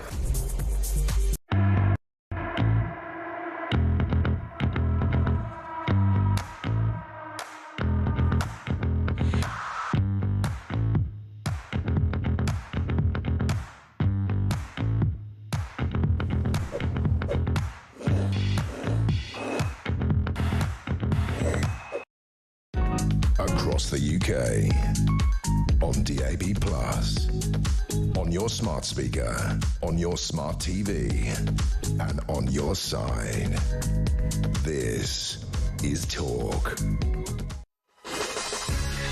Welcome back to Morning Glory, coming up to 23 minutes past 7. This from Lorraine says, Starmer's betrayal continues. Not content with betraying Brexit, Starmer will pay billions to Mauritius today and sign over our Chagos Islands. He has no mandate to do so. To top that, he has signed to give the World Health Organization the right to lock us down during pandemics. He had no mandate to do so. Britain is no longer a sovereign nation. Starmer is the enemy within. And we'll be talking to Robert Jenrick about the Chagos Islands deal as well, coming up later. We need a total review of the judicial system, says Jasmine. As for juries, I would like to see professional jurors. Then hopefully we would not have wrong people being imprisoned like Lucy Connolly. Well, there was no jury there because she pleaded guilty. That's the point. Part of the problem is that she was advised to do so. If she hadn't been advised to do so, then probably she would have had a trial and she might have pleaded not guilty, in which case she might not have gone to prison. So the whole thing was a bit of a stitch-up, I'm afraid. Right now, though, let's go to LaDonna Harvey over in Arizona, the United States of America. Breaking news overnight tonight. A man has been arrested and is currently in custody for shooting dead two members of staff of the Israeli embassy in Washington. The attack took place outside of the Jewish Museum, apparently. A man was seen wandering around aimlessly, and when the two people came out of the museum, he shot them both dead with a handgun at close range, we are told. He was later taken away shouting, "Free, free Palestine," we're told. LaDonna, very good morning to you. Good morning to you. It looks like we don't need to find out what the motive might have been in this particular case, but what can you tell us, if anything, other than what we know already? Well, unfortunately, we don't have a lot from the FBI, and this happened very close to the FBI office. And so this was not just an act of terror or an attack. It was an attack in a very brazen way, with two people shot. And this man busted for screaming "Free Palestine" after the shooting. He was busted for both. Yeah. It'll be a couple of days probably before we learn very much more as to who he is, where he's from, and all of the rest of it. But as usual, it's a shooting in America that just shocks. Well, indeed. And as I said to Bob Seeley, former MP who was sitting in here this morning, the trouble is it's not that unusual to see people getting shot in America, but I guess it's the first time we've seen this kind of violence on the scale of death when it comes to the Palestine-Israeli situation, because we've seen all sorts of problems on campus. We've seen marches in cities across America, as we've seen here. But the first time, I think I'm right in saying, that there's been this kind of attack. It's the first one in recent memory, certainly for me. It goes to show again how the situation in the Middle East, which is never going to be resolved, by the way, does just stoke these fires. And it's not just rhetoric, unfortunately. People want other people dead, and they think that's the only way to solve this problem. It's never going to be solved, and it's just never going to, unfortunately, be able to tamp down the rhetoric. And who knows who influenced this guy? We don't know if he's Middle Eastern. We don't know if he's American. We don't know anything yet. But the FBI and the Joint Terror Task Force obviously are investigating. But it's certainly going to harden the resolve of Benjamin Netanyahu and his government, is it not, to clamp down as hard as they are doing in Gaza, despite what the Canadian Prime Minister said, despite what Keir Starmer, the British Prime Minister, said. They're not going to stop doing what they're doing. No, and why would they? The situation with Israel has been untenable for a long time, and certainly since October 6th, when all of those people were taken hostage and others were just killed for going to a music festival or minding their own business. And there's never really been any resolve from the rest of the world on saying that is also not okay. You have a lot of people who are supporting the Palestinians as a people, and they think that anything that Israel does is bad and anything that happens to Israel is okay. Yes, I know. I find it completely bizarre. And let's talk just briefly before I let you go about Donald Trump yesterday, who sort of astonished pretty much the entire world by the latest instalment of, live from the Oval Office. It's Saturday night. You just think it's becoming, people have said to me today, like a really watchable TV show, hasn't it? With this time Cyril Ramaphosa as the victim. Yeah, it's, he has sort of ambushed, he's ambushed a couple of different people. Zelensky, I think, was the first where it was really shocking. And now this, but he's proved that he is a TV guy above and beyond all things, and he doesn't mind making somebody look terrible on TV from the Oval Office. It doesn't matter to him. No, it really doesn't. But let's have a look at Trump confronting the South African president, Ramaphosa. Right. These are articles over the last few days. Death of people. Death. Death. Death. Our government policy is completely against what he was saying, even in the parliament. But you do allow them to take land.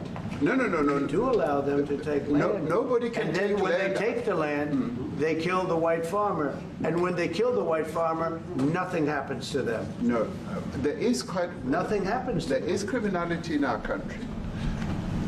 People who do get killed, unfortunately, through criminal activity, are not only white people. Majority of them are black people. And we have now the farmers are black. The farmers are not black. I don't say that's good or bad, but the farmers are not black.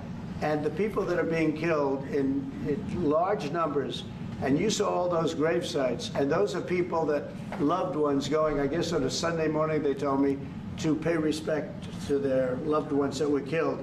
Their heads chopped off.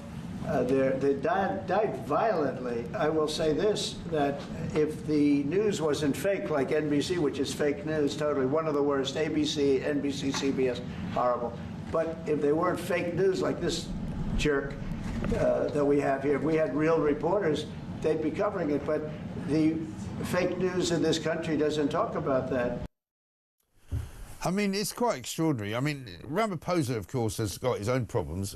He might pretend that he doesn't know what's going on in South Africa, but I think most of us do know what's going on in South Africa, and certainly the white genocide argument is not just an argument, it's something that's happening. It absolutely is. Trump going off on the media is so typical of him. But when he was going into office, I think we all knew that it was really no holds barred. And I think that Trump is emboldened by this particular bit of his administration, because he's got nothing to lose. So he can literally do pretty much whatever he wants and say whatever he wants. He does not care, because he doesn't have to run again.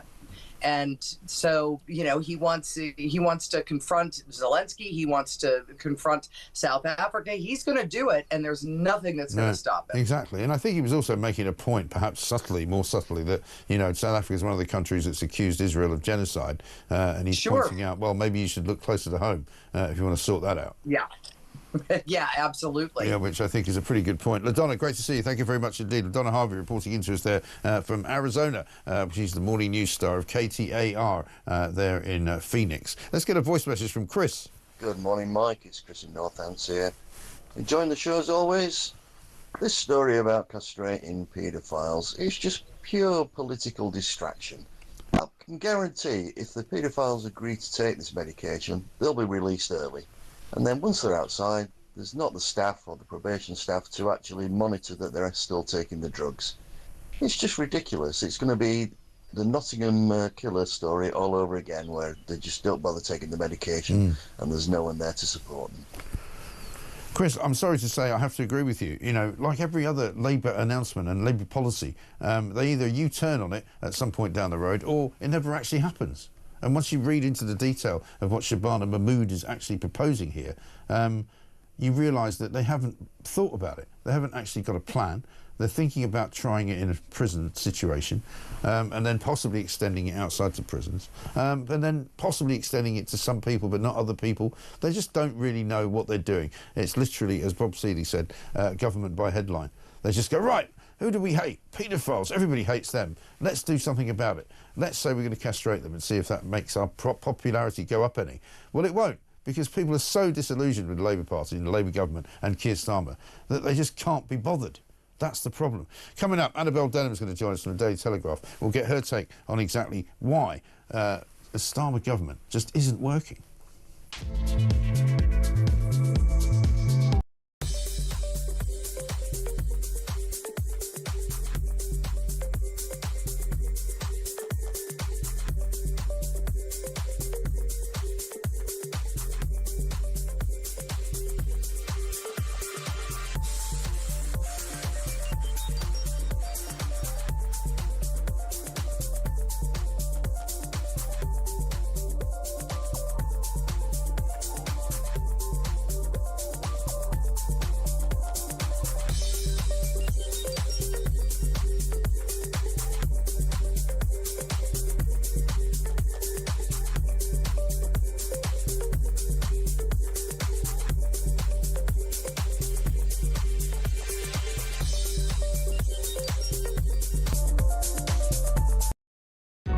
Across the UK, on DAB+, on your smart speaker, on your smart TV, and on your side.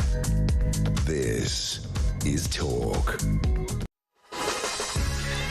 Welcome back to Morning Glory, 7:34. I'm Mike Graham with you all the way through, of course, until 10 o'clock.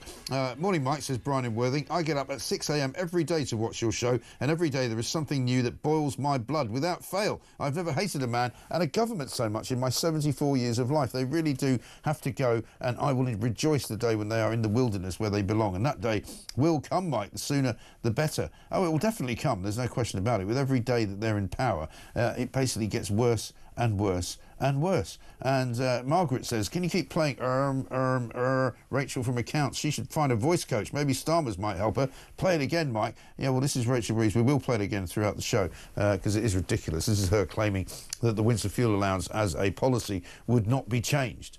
Literally a couple of hours later, it was changed. Let's talk to Annabelle Denham, who's Deputy Comment Editor at The Telegraph. Annabelle, very good morning to you. Good morning, Mike. Good to see you. Very, very amusing at times at the moment, as long as you don't worry about the future of the country and just watch the kind of ongoing collapso of this government. They can't seem to get anything right at all. No, they can't. You're right. You'd have to laugh, otherwise you'd just sink into ever deeper depths of despair, wouldn't you, Mike? The overall picture is extremely gloomy. Yes, we had a data set recently that showed there had been some growth, remarkably, but overall the growth forecasts have been downgraded for 2025. And no wonder, because Labour are ultimately trying to squeeze all they possibly can out of the private sector while sticking to that pre-manifesto or pre-election manifesto pledge of not taxing the so-called working people. But nevertheless, they are absolutely determined to do all they can to clobber entrepreneurs, job creators, wealth creators.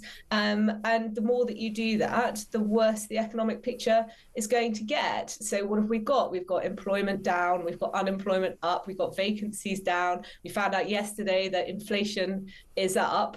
And they just look totally rudderless now, as though they've got no idea how to handle the situation that they're in. And of course we do, to be fair to Rachel Reeves, she's right that we have got headwinds coming from the US with Donald Trump, with his unpredictability and his tariffs, and it's causing global uncertainty, and that's going to be problematic for economies across the world, but we could be in a much stronger position to handle it. Well, if they'd seen it coming, that might have helped as well. They didn't seem to have any kind of, radar for political, changes in the world. The idea that they suddenly woke up in January and said, oh, the world is changing. Well, what did you think would happen when a new president comes in, like Donald Trump, who's more than likely to change the political landscape and the geopolitics of the world?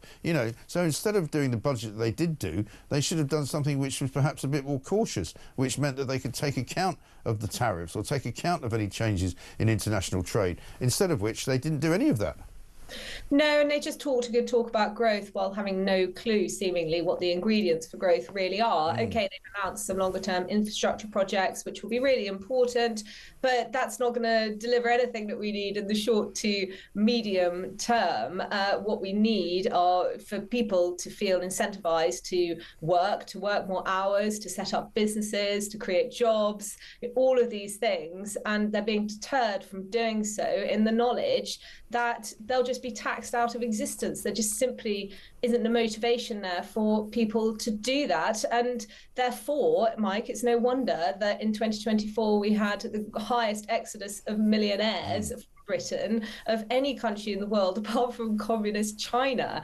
And so when you hear those on the Labour left advocating for things like a wealth tax, let's really soak the rich as though the rich aren't already paying their fair share, you have to just consider what the implications would be in terms of talent and capital flight, and ultimately we'd all be a lot poorer for it. The problem that Rachel Reeves has is she's constrained by these fiscal rules. She promised that she would come in and be the Iron Chancellor, and it's causing a huge amount of frustration among the Labour left, who would like her to go a lot further in terms of redistribution, in terms of taking from the wealthy and handing it supposedly to the poor. But she doesn't feel that she's able to do so, which I think is why they do look completely unmoored, because there is an ideology there. Starmer confessed to being a socialist in the past, but he doesn't feel as though he's able to implement his agenda, because they did have their fingers burned in the autumn when we saw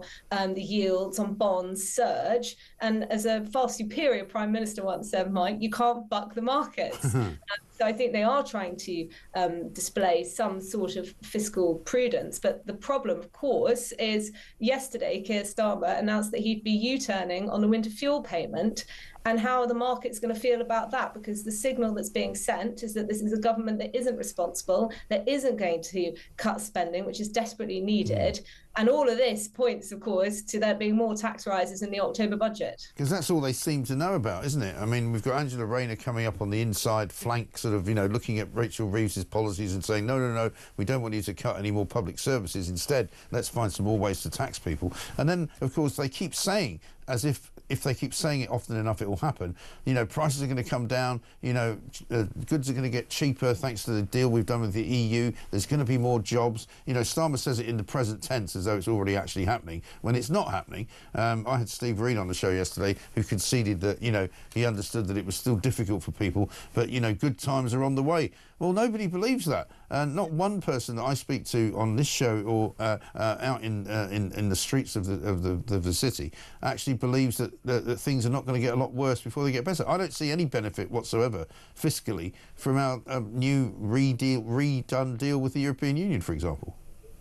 No, I think that they're just making statements without very much to back it up. And perhaps the most guilty party there is Ed Miliband, who keeps insisting that this green revolution is going to deliver hundreds of thousands of jobs, bring down energy bills. And there's just no evidence really to back up these assertions. People have seen their energy bills going up. All right, they may be coming down in the coming months, but ultimately the UK has got the highest energy costs at the household and industrial level of any country in the developed world. And that is a consequence of deliberate decisions which have been made by policymakers to transition towards a low carbon economy at breakneck speed, when actually what we need to be doing is allowing the market to help guide us to the best and the cheapest and the most efficient solutions to weaning ourselves off fossil fuels. But, I think the wider problem here, Mike, is no party wants to cut welfare. The Tories have come out and said that, Starmer's done the right thing about the U-turn on the winter fuel payment. Reform want there to be more spending on things like the NHS. It's just ultimately deemed impossible, at least at the political level, to take away benefits that have previously been given to people, regardless of what the economic consequences of that might be. So yesterday we saw the winter fuel payment. I suspect it won't be too long before Starmer's backtracking on the announcements made a couple of months ago on personal independence payments, because the Labour left are very upset about that. And yet, our welfare bill is forecast to reach over £360 billion in 2025-26. So there's that problem. But I think for Starmer, his position, the problem is he's alienating all of these voter blocks, the farmers, the pensioners, the small business owners. But who is he actually winning over? Because if you look at previous prime ministers, not only did they seem to have conviction, but they also did have this group of very loyal voters. So Tony Blair, for instance, would have had graduates who felt that it was thanks to his 50-50 target, whether you agree with that or not, that they were able to go to university. Or Thatcher had people who were very appreciative of the fact that they were able to buy their council houses and become property owners. Whereas Starmer, who are Starmer's people? Yeah, well, you may well ask. It's a very good question. And it may be a question that we continue to ask for quite some time. But, of course, the other problem is that when they say they're going to do something like taking away disability benefits, even though that's upset the backbench of the Labour Party, they're actually not really doing that anyway. They're kind of tapering it slightly so that they're maybe not going to give out quite so many PIP payments to new applicants. So it looks as though it's a bad policy. It looks as though they're trying to take money away from disabled people. But, in fact, then they're sort of not really doing it. It's all smoke and mirrors. It's all, never quite what it's cracked up to be. No, that's right. So they're going to cut, as they say, PIP by £5 billion, but actually it's projected to increase overall by £20 billion by the end of the decade. So it's still going up, as you say. You're talking about a slight tapering, a tightening of the system, which is necessary. But the overall issue is that the welfare state has become far too bloated, far too far-reaching, and it's no longer targeted at those who need it most. It should be a cushion for the most vulnerable in our society. Any developed country would want to provide that safety net to those who need it most. But instead, we're now in a position where over half of people in Britain today are net recipients from the state. And it just simply isn't sustainable. We can't afford to have welfare ticking up and up and up and up at the same time as the NHS bill. It's set to reach £200 billion this year. So that's going up. We've got an aging population. As you get older, you make more demands on the NHS, understandably.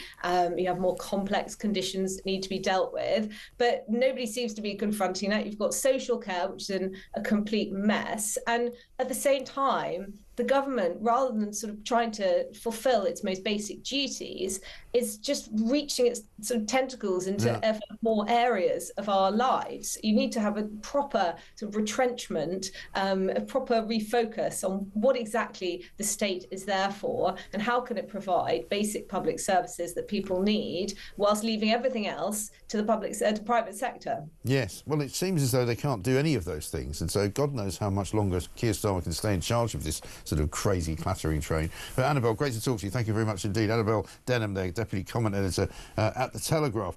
Sean says this from Sheffield. Brilliant show as always. Regarding two-tier Keir letting all dangerous criminals out of our prisons early, in my opinion, he's doing this knowing any more riots or trouble in the streets in the summer, these people can be locked up straight away. I hate this Prime Minister, and he needs gone ASAP. Ray in Liverpool, similar. He says, good morning, Mike. In the same week that Starmer surrenders to Europe, he's going to sign the Chagos Islands deal with Mauritius. What next? The Falklands? Only another 4 years of this incompetent, treacherous government to go. God help us. Well, I think a lot of people would feel the same way. And Stuart says this, I'm not sure if Starmer and Labour aren't just being sarcastic when they come out with these headlines, while knowing they're actually going to do nothing about immigration and the grooming gangs, etc. Yeah, I mean, I think that is very, very much part of the problem. We've got plenty more to do. Let's get a voice message from Damon. Morning, Mike. Damon from Wigan. On the issue of castrating the paedophiles, I am 100% behind the idea. I think it's long overdue and it should be done. The only problem is the human rights campaigners and activists and other lunatics will be jumping all over it saying you can't do it because of their human rights. And I've also been told that a lot of these tablets and drugs were found in the House of Commons. The only problem is a lot of them in the House of Commons don't have the balls to stick up for their own people in their own country, so the drugs couldn't be used in the Houses of Commons. Thank you, Mike. Have a great day. Damon, thank you very much indeed. This country is in dire financial trouble, says Tony. Reeves is rearranging the deck chairs on the Titanic. And one from Alan in Merseyside, the winter fuel allowance, rich people pay loads of tax, so why shouldn't they receive the winter fuel allowance even if they don't really need it? Well, I mean, the fact is that they're not going to give it back to everybody. What they're going to do, as far as I can tell, is that in the autumn, in October, probably in the Chancellor's next budget, what they're going to say is we're going to move the threshold up a bit, which came down to, I think, £11,500. If you've got anything more than that, you don't get the winter fuel allowance, basically, over the course of a year. So if they move that up to, say, 12,500, 13,000, then they'll be able to give the winter fuel allowance to a lot more people. However, it probably won't happen until winter of 2026. And that is why it's not really going to make much difference to you if you're looking forward to getting some kind of windfall. It ain't happening.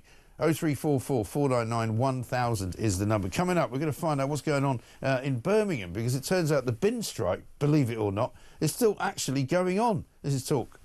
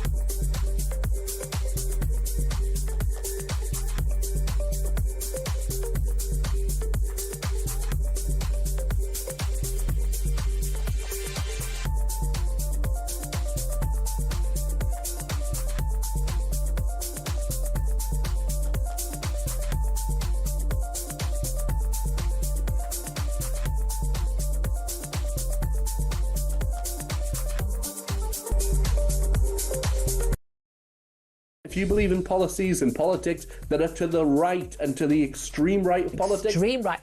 I hate to tell you, most Labour voters would like a limit on mass immigration. Yes. And I think 85% of the public would like it to be, I think, well under 100,000 people in the low tens of thousands, or zero.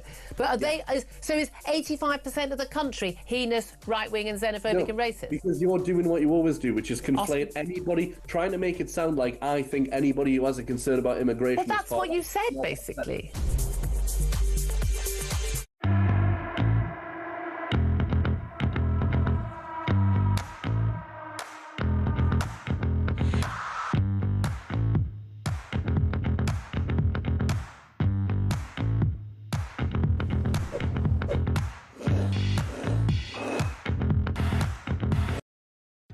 Across the UK, on DAB+, on your smart speaker, on your smart TV, and on your side.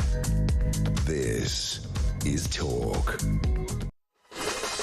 Welcome back to Morning Glory. I'm Mike Graham with you all the way through, of course, until 10 o'clock. It's coming up to 10 minutes to 8. Andy in Cleethorpes says this: morning, Mike. Can't wait for Christmas. I hear that Parliament are putting on a show. I reckon it should be The Wizard of Oz. They already have characters there that have no brain, no heart and no courage. Keep up the good work. I think that's good. One from Roy says, they should bring back Jack and Ori on TV. Liar Starmer will be able to read his own story of the day. Are you sitting comfortably, boys and girls? Then we'll begin.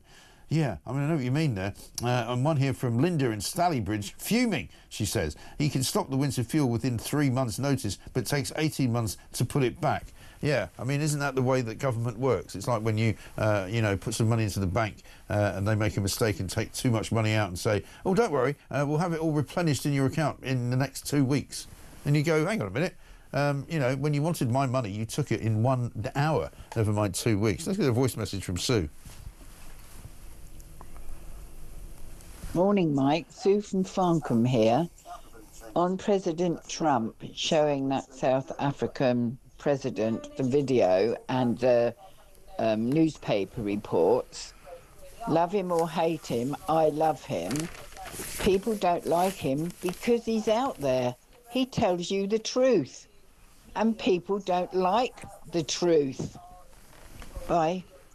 They don't. They can't handle it, as we say sometimes here on Talk. 7:51. Let's talk to Onay Kassab, who's the National Lead Officer of the Unite Union, because believe it or not, it's been a while since we talked about this. Believe it or not, the Birmingham bin strike is still going on. A story this morning saying that Unite's Sharon Graham says discussions with the Labour-run council are deadlocked, meaning rubbish will continue to pile up. She's accused ministers of sabotaging the talks. Onay, very good morning to you. Good morning, Mike. Good to see you again. I must admit, when I saw your name on the running order, I thought, hang on a minute, I thought this was all done and dusted weeks ago. How come it's still going on? Yeah, and so did we. We shouldn't forget what this is about. This is the scandal whereby refuse workers face losing up to £8,000 a year in their pay. And that scandal has now been followed by what is a debacle. Yeah. As far as talks are concerned, and the council side, there have been an absolute shambles. Where we are at is that despite the council asking us to attend ACAS talks, despite the council saying that the decision makers were in the room, we have now had missed deadline after missed deadline where the council were going to give us this so-called fair and reasonable offer. But the latest is that they have said yesterday, I think, in a briefing to the media, that they need at least another 7 days so they can put this through the commissioners who currently run Birmingham and through their cabinet process. Now that gives the game away. That means that in the negotiators, in the ACAS meetings, they did not have the people who could actually be making the decisions. And the other game that's been given away is that we've had government minister after government minister, and the latest was Stephen Reid yesterday, saying that there's a fair and reasonable offer on the table and we should just accept it. There is no offer. There is no proposal from the council. We've been saying that for a while, and yesterday, in their own words, that's been exposed. Right. And also, Sharon Graham is not happy with Angela Rayner, saying that she's actively not taking part in the talks when she's supposed to be. Yes, we shouldn't forget that the commissioners who run Birmingham City Council at the moment are government commissioners, are answerable to the government. So if we are now being told that the commissioners effectively make the final decision, if they're blocking any type of deal, then the responsibility lays with the government. And so why are they not getting more closely involved? Is it still because you think they're kind of frightened of upsetting Labour councils? Possibly. I mean, we'd have to ask them the question directly. But for us, we shouldn't forget that I'm having to we're having to deal with, protect, defend working people who face losing up to £8,000 a year. Now, they are government commissioners. What needs to happen, really, is Starmer needs to be telling the council or the commissioners, whoever, that we need the decision makers in the room so that we can negotiate a settlement. You know, we've been told time and time again that there will be a proposal, that it's fair and reasonable, etc. It doesn't exist. They have missed deadlines. Let's get the decision makers in the room. That's the key, so that we can resolve and settle the dispute. And what's the state of the streets at the moment then? Because people tell me that parts of Birmingham are okay, but other parts of it are not. And you're absolutely spot on.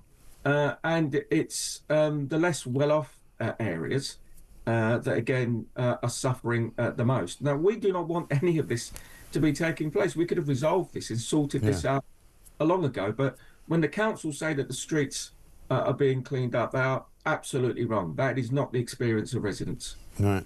And so, I mean, the $64,000 question, is there another meeting scheduled at any point or not?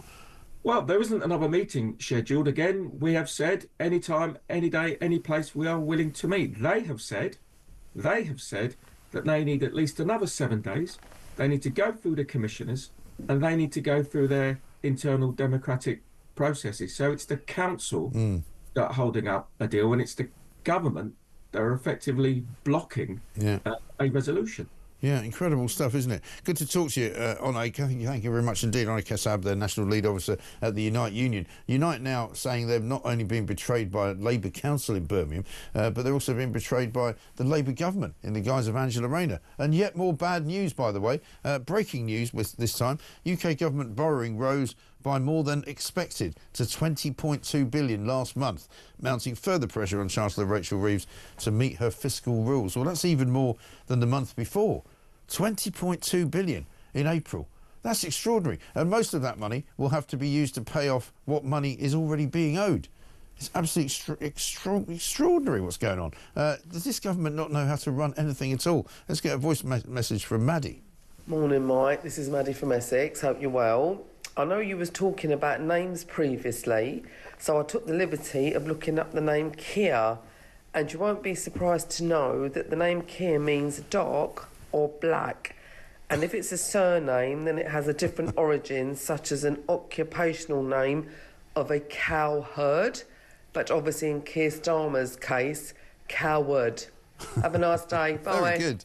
I like that. I like what you did there. Very clever, Maddie, with a bit of a play on words. Cowherd, Keir Starmer, a dark person. Yeah, absolutely right. Warwick in Devon says this, a slightly long message. Mike, a great start to your wonderful straight-talking show. After 2 world wars where brave souls gave their lives for the freedom of our once beautiful country, Keith Stalin has given away the Chagos Islands, given away our country to Europe, and cannot stop the invasion of our shores by illegal immigrants in rubber boats. Even Hitler was not able to do any of this. Stalin is a traitor to our country, and the sight of him smarming over the people at the VE 80th anniversary made me physically sick.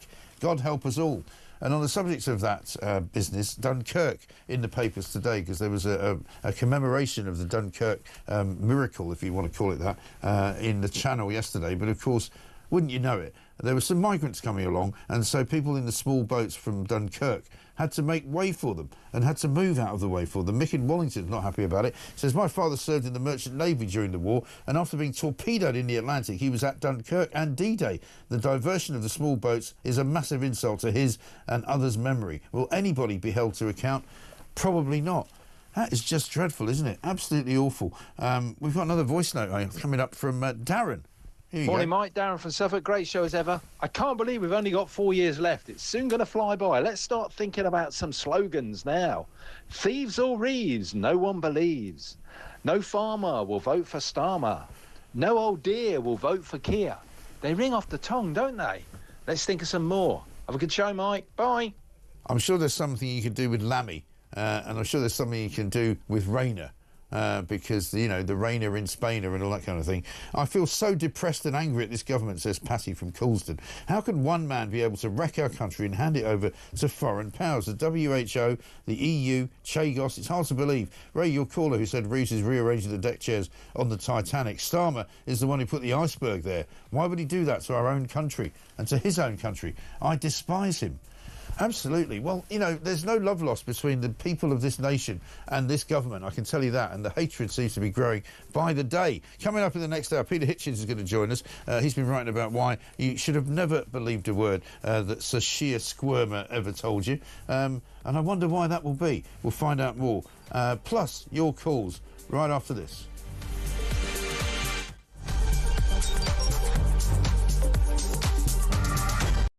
Good evening and welcome to Plank of the Week. It's the one show where you do not have to be worried about judgmental people because we'll do all the judging for you. Let's just have a look at how Humsley Useless is now spending his time.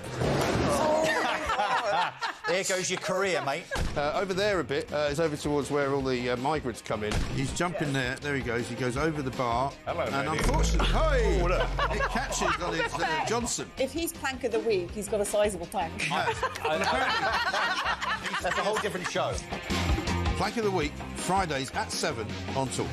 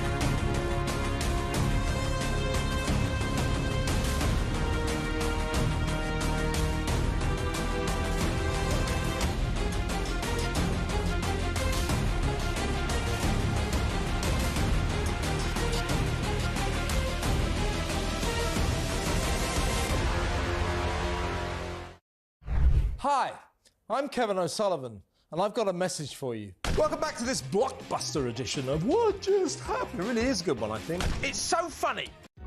Across the UK, on DAB+, on your smart speaker, on your smart TV, and on your side. This is Talk.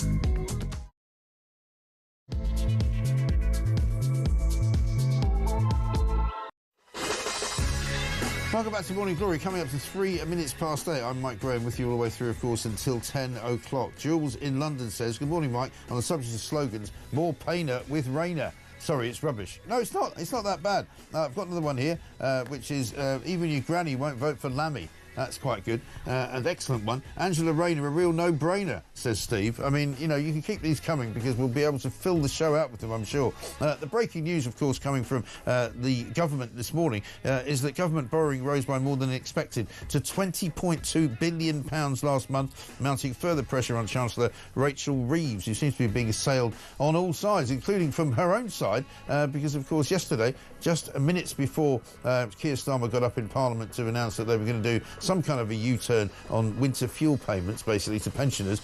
She said the policy will stand. It will not change because, you know, we need to do it to safeguard our economy. The other bit of breaking news this morning, 2 Israeli embassy workers shot dead in Washington, D.C. by an assailant who is now currently in custody, aged 36, I believe, who apparently was in possession of a handgun and was shouting "Free, free Palestine" as he was led away by the Washington, D.C. police. So we'll bring you more on that, of course, when it comes. We understand that the couple, the man and the woman who were shot dead, were in fact a couple who had been recently engaged. We'll bring you more on that, as I say, when we can. Meanwhile, the papers this morning full of Labour policy, which seems to be changing literally by the hour. On the front page of The Sun, they want to go after paedophiles and castrate them. On the front page of The Times, they're talking about pensioners having to wait an extra year before they see anything coming from the U-turn on the winter fuel allowance. Rachel Reeves reeling from a triple blow because her entire existence is being undermined from inside and from outside. And Angela Rayner on the front of the Telegraph saying, let's cut migrant benefits. It's almost as though they're searching for anything popular that they can lay their hands on, so they can suddenly convince us all that they really want to help the people of this country, when in fact everybody knows that's precisely not what they're going to do. 0344 499 1000. Coming up later on this show, we'll be talking to Robert Jenrick. We'll get his view on the state of the nation. We'll get his view as well on the sell-off of the Chagos Islands, which has been confirmed this morning, which will take place in some kind of virtual signing ceremony involving us handing over about 9 billion quid to Mauritius. Marvellous, isn't it? Isn't it great to be British? 0344 499 1000. Does anybody here know how to run a country? Please, answers on a postcard. This is Morning Glory. Let's get it on.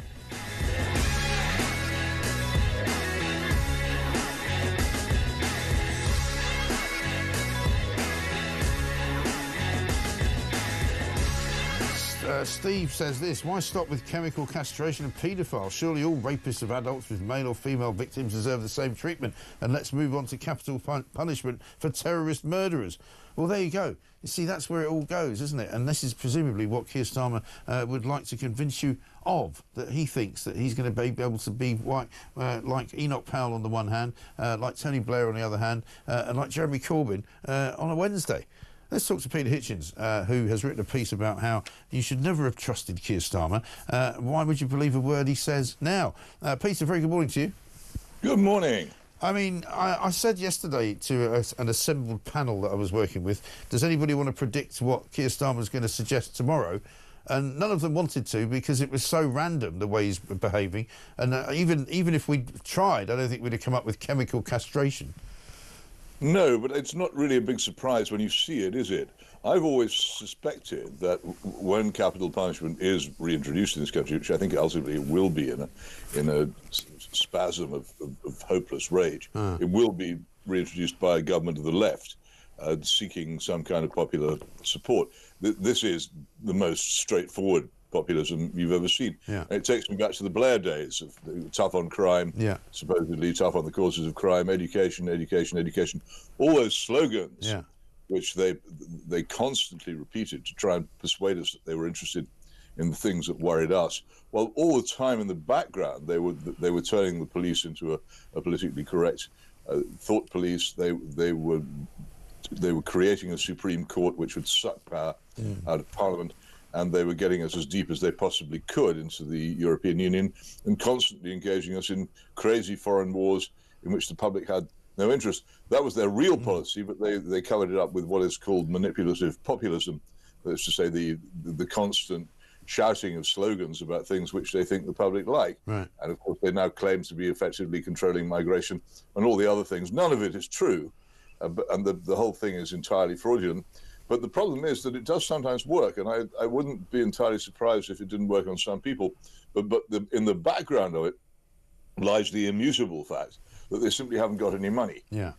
There really isn't any money. We are as I understand it, still borrowing money to pay interest on our debts, which is, of course, the sign of someone who... Well, I don't know if you saw the breaking news this morning. 20.2 billion borrowed last month alone. And if you consider when they came into power that they kept bleating on about a £22 billion black hole, they practically borrowed that in 1 month.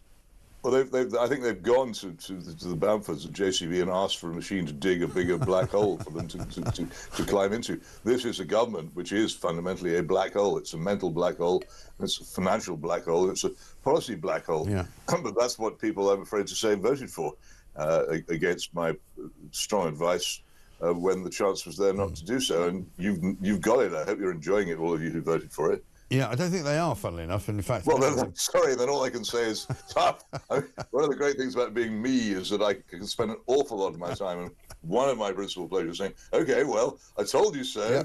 And I can enjoy that, which they won't. Most frequently used phrase by Peter Hitchens. Is that absolutely definitely it? And most frequently used because so many occasions are given to me for saying it. Yeah, but I think, I mean, you know, I take your point about the Blair regime being similar, but they were cleverer than this lot, weren't they? Because they were cleverer. They didn't look like they were a chaotic government. This looks chaotic.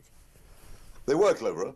And they were slicker, and they were more cunning, and they'd spent more time preparing for it. Yes, this lot thought that they could basically do the same thing and get away with it, and they're finding it more difficult. On the other hand, look at the Conservative Party. For goodness sake, it really isn't much of a threat to them. No. And then we have what New Labour never had to put up with, which is Nigel Farage. And what's really taking place here is that Labour is adapting to the existence of Nigel Farage by stealing as many of his policies, or his apparent policies, as it can get away with.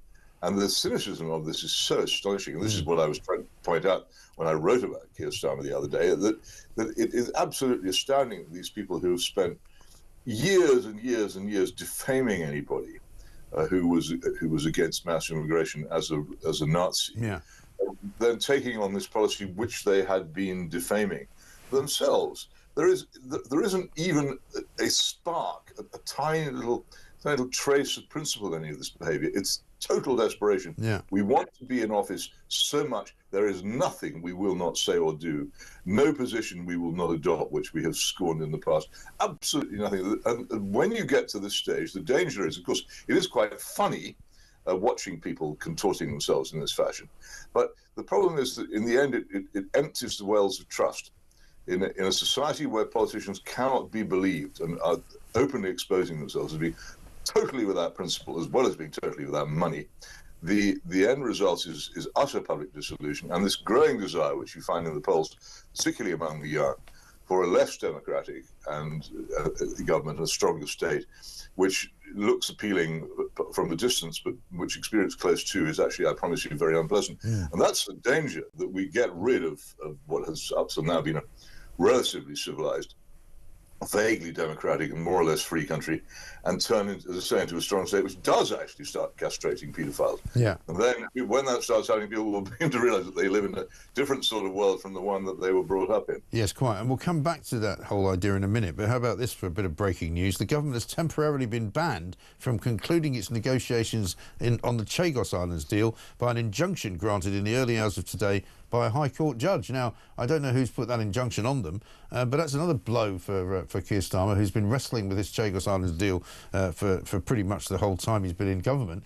They were about to sign it virtually, apparently, in the next day or so. But the breaking news today that they've been banned from concluding the negotiations by a High Court injunction. So we watch this with interest. Are we governed in this country by judges or by government? I must confess that my brain, not merely my brain, my entire body glazes over when I try to think about the Chagosian problem. I don't understand it, and I can't bring myself to care about it. But obviously, this High Court judge has gone into it and he said the government policy is wrong. So that again is quite funny. This, of course, is the party which did most, I think, to make judges more important. Yes. Government of the country. So there's a bit of payback for at least those of us who don't like it. As I say, if I cared more about it, I'd go into it in more depth. Yes. What I do say is that on this is one thing on which Jeremy Corbyn was absolutely right. The way in which the Chagosian islanders were treated when they were chucked out of their homes to make way for this enormous airbase at Diego Garcia was and remains a disgrace. And I think anybody who knows anything about it looks and thinks, well, if anything that can be done to better their position, then great. But I don't know whether this deal does. It probably doesn't. No, I mean, my understanding from most of the Chagosians that I've spoken to is that they would rather like the place to remain British. They would quite like to remain with the ability to come to this country. But, of course, when they did come to this country to argue their case, they ended up sort of sleeping at the airport because they weren't allowed any sort of proper immigration status because of the fact that they hadn't sought permission to come here. So they had this sort of irony of people coming in on small boats from all sorts of countries who could be given hotel rooms, but the Chagosians weren't able to go anywhere. Well, isn't that so typical? It is one of the bigger blots, I think, on the history of our country, the way we treated people who didn't deserve to be treated in that way at all. And it is a pity, isn't it, in a way, that it's the fringe of politics where their case gets taken up rather than in the middle. It is a pity. Let's just go back to what you were saying earlier about the death penalty, though. Why do you think that the death penalty will eventually be brought back in? Because I thought that when I saw, I didn't get a chance to read the piece, but when I saw the thing popping up, I thought you were arguing for a reason to bring the death penalty back. Well, I do believe in principle that we should have it, but in the current state of our courts, where you have teenagers on the jury of majority verdicts, and where the trials have become increasingly emotional and less factual, I wouldn't trust our justice system to get me a cup of coffee, let alone to decide whether someone lived or died. You'd have to have huge reforms of the justice system and indeed our police, who we've discussed many times here, before I would think it could, either the police or the courts could be trusted to actually find and accurately convict a murderer. So you can't have capital punishment unless you're really, really very sure indeed that you're killing the right person. So that rules it out for me. In general theory, I think it is a necessary part of a serious punitive justice system. If you believe that people should be punished for doing things that are wrong, then murder has to have a special penalty attached to it. But leaving that aside, the death penalty tends now to be used by countries which are using it for political reasons, to placate public rage against the fact that they don't feel safe in their homes and on their streets. I think an awful lot of people in our country are increasingly feeling unsafe in their homes and on their streets because they're unpoliced and because the law is so weak. And a populist government of the left is more likely. This nearly happened in South Africa a few years ago, remember, under the African National Congress. There was a strong pressure to reintroduce capital punishment there, which nearly came to something as far as I could see. But that you will get this happening, but without any of the necessary safeguards and restraints which actually make it workable and, as I believe, civilized. So I'm not against it. I think it's crazy to disarm yourself in the face of violent bullying in your society, but you have to use it with very, very serious safeguards, or the danger of it going wrong is huge. Absolutely. And given Lucy Connolly's case and the fact that she's still languishing on a nearly 3-year sentence for writing something on social media, you wouldn't... Goodness,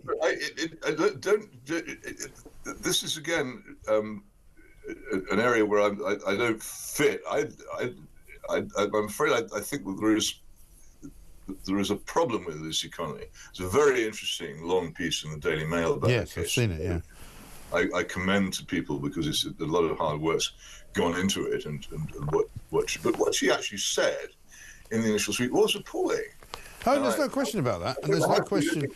I think we have to accept this. Yeah, we do, but we don't have to accept that she needs, therefore, to be sent to prison for 31 months on the basis of the fact that she needs to be taught a lesson. And I think there is perfectly, you can make as many arguments as you want that the law allows for this, and that's what the judge did. But the fact is that the circumstances are that she was told plead guilty and you will get a lesser sentence. That turned out not to be true. She had a chance to appeal the case. So that was turned down. I think people in this country will say, OK, fine, lock you up for 6 months, lock you up for 9 months even, but to lock somebody up for that length of time when people who do many other much more serious crimes don't get that kind of sentence, that's shows true, you there's something wrong. That's surely allowing it for locking up the people who do the more serious crimes. Yes, rather than but we have to live in the world that we've created rather than a rather nasty piece of incitement. Yeah, right. But the point is that it's yes, of course. But I don't want TCA justice. I think that there are a lot of other people who should have gone to jail as well. But I think that and I'm sorry about Lucy Connolly's personal life and all the rest of it, as everybody is, but that really has to be her concern. She didn't have to send out that tweet. No, she didn't have to, but she didn't have to plead guilty either. But she was advised to plead guilty, and there's a pretty good chance that if she hadn't pleaded guilty, there would have been a trial, and she might not have had to go to prison. And that's the unfortunate reality of the justice system that we have. Well, it's always complicated, isn't it? The judgment on whether to plead guilty and what advice you get from your lawyers and things like that. Yeah. I won't go into that because I don't possess the details, but I don't think the argument is not for me so much as Lucy Connolly should be immediately freed, which I don't happen to think is necessarily the case. The argument is should other people be being seriously punished for things which they're getting away with. And that I very much believe. Very much so, particularly given the reality, again, which is that they're going to be releasing an awful lot of people out of the prison system because there simply isn't room for them. Yet she's still being held. Shall I tell you that when Roy Jenkins eviscerated our criminal justice system in the 1960s, there were about fewer than 42,000 people in prison in England and Wales. Yeah. And he said if it went up beyond that figure, it would be disastrous. They couldn't cope. Well, no, it's gone far beyond that figure now. It was actually, bizarrely, the weakening of our justice system which filled up the jails, because what happened was that people didn't, for the most part, experience prison until they had already become habitual criminals, by which time it was useless to restrain them. And that's what we have. If you hit prison for a second offence, which would seem to me to be, in most cases, the point at which you would go to prison, then I think you'd find we have a much smaller jail population and much less crime. But because we sit around giving out fines that aren't paid, community service that doesn't get done, suspended sentences that are never activated, over and over again. Many people, I would guess, have probably committed, some of them even undetected or unreported or unregistered, 20 or 30 offences before they ever get within range of prison. Yes. It's much harder to get into prison in this country than it is to get into university. And all of which feeds into what I was saying, that, it looks as though Lucy Connolly was singled out for this particular treatment. But there we are. Listen, I've got to run. Peter, good to talk to you. Thank you very much indeed. Peter Hitchens coming up after the break. Martina Bett's going to join us from The Sun, political correspondent there. Big piece in The Sun today about the chaos that's going on behind the scenes at number 10 Downing Street. The feud, indeed, that is sort of fueling rumours that Rachel Reeves may be on the way out, that Angela Rayner may be positioning herself for a tilt at Keir Starmer's job as Prime Minister. It's all kicking off. It's all going on. This from Julian, who says, I see Saul Starmer is getting worse. He changes his mind more often than Angie Brainer's Rocky Horror wardrobe manager. And frustrated Phil in Coventry says, OK, so all governments lie to us. We know that. But this government, I don't believe a single word they say. They're that bad. They're even bad at lying. Well, that's the thing. They really are. Dylan in Welshpool says, how great would it be for Trump to get Starmer, Lammy and the rest of the asylum in the Oval Office and show them the compilation of their insults about Trump becoming president? That would be priceless. Absolutely right. This is Talk.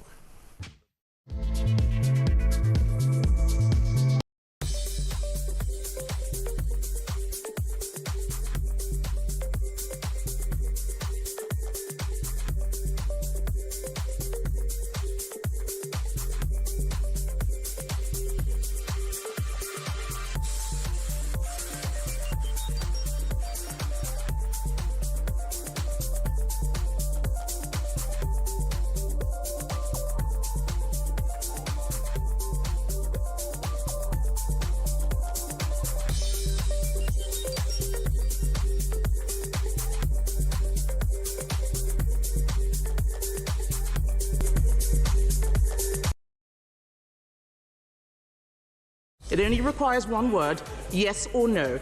Is he planning to U-turn on winter fuel cuts? Yeah. Yes. Prime Minister. Mr. Speaker, I made clear in my earlier answer that as the economy improves, we want to take measures that will impact on people's lives, and therefore we will look at the threshold, but that will have to be part of a fiscal event.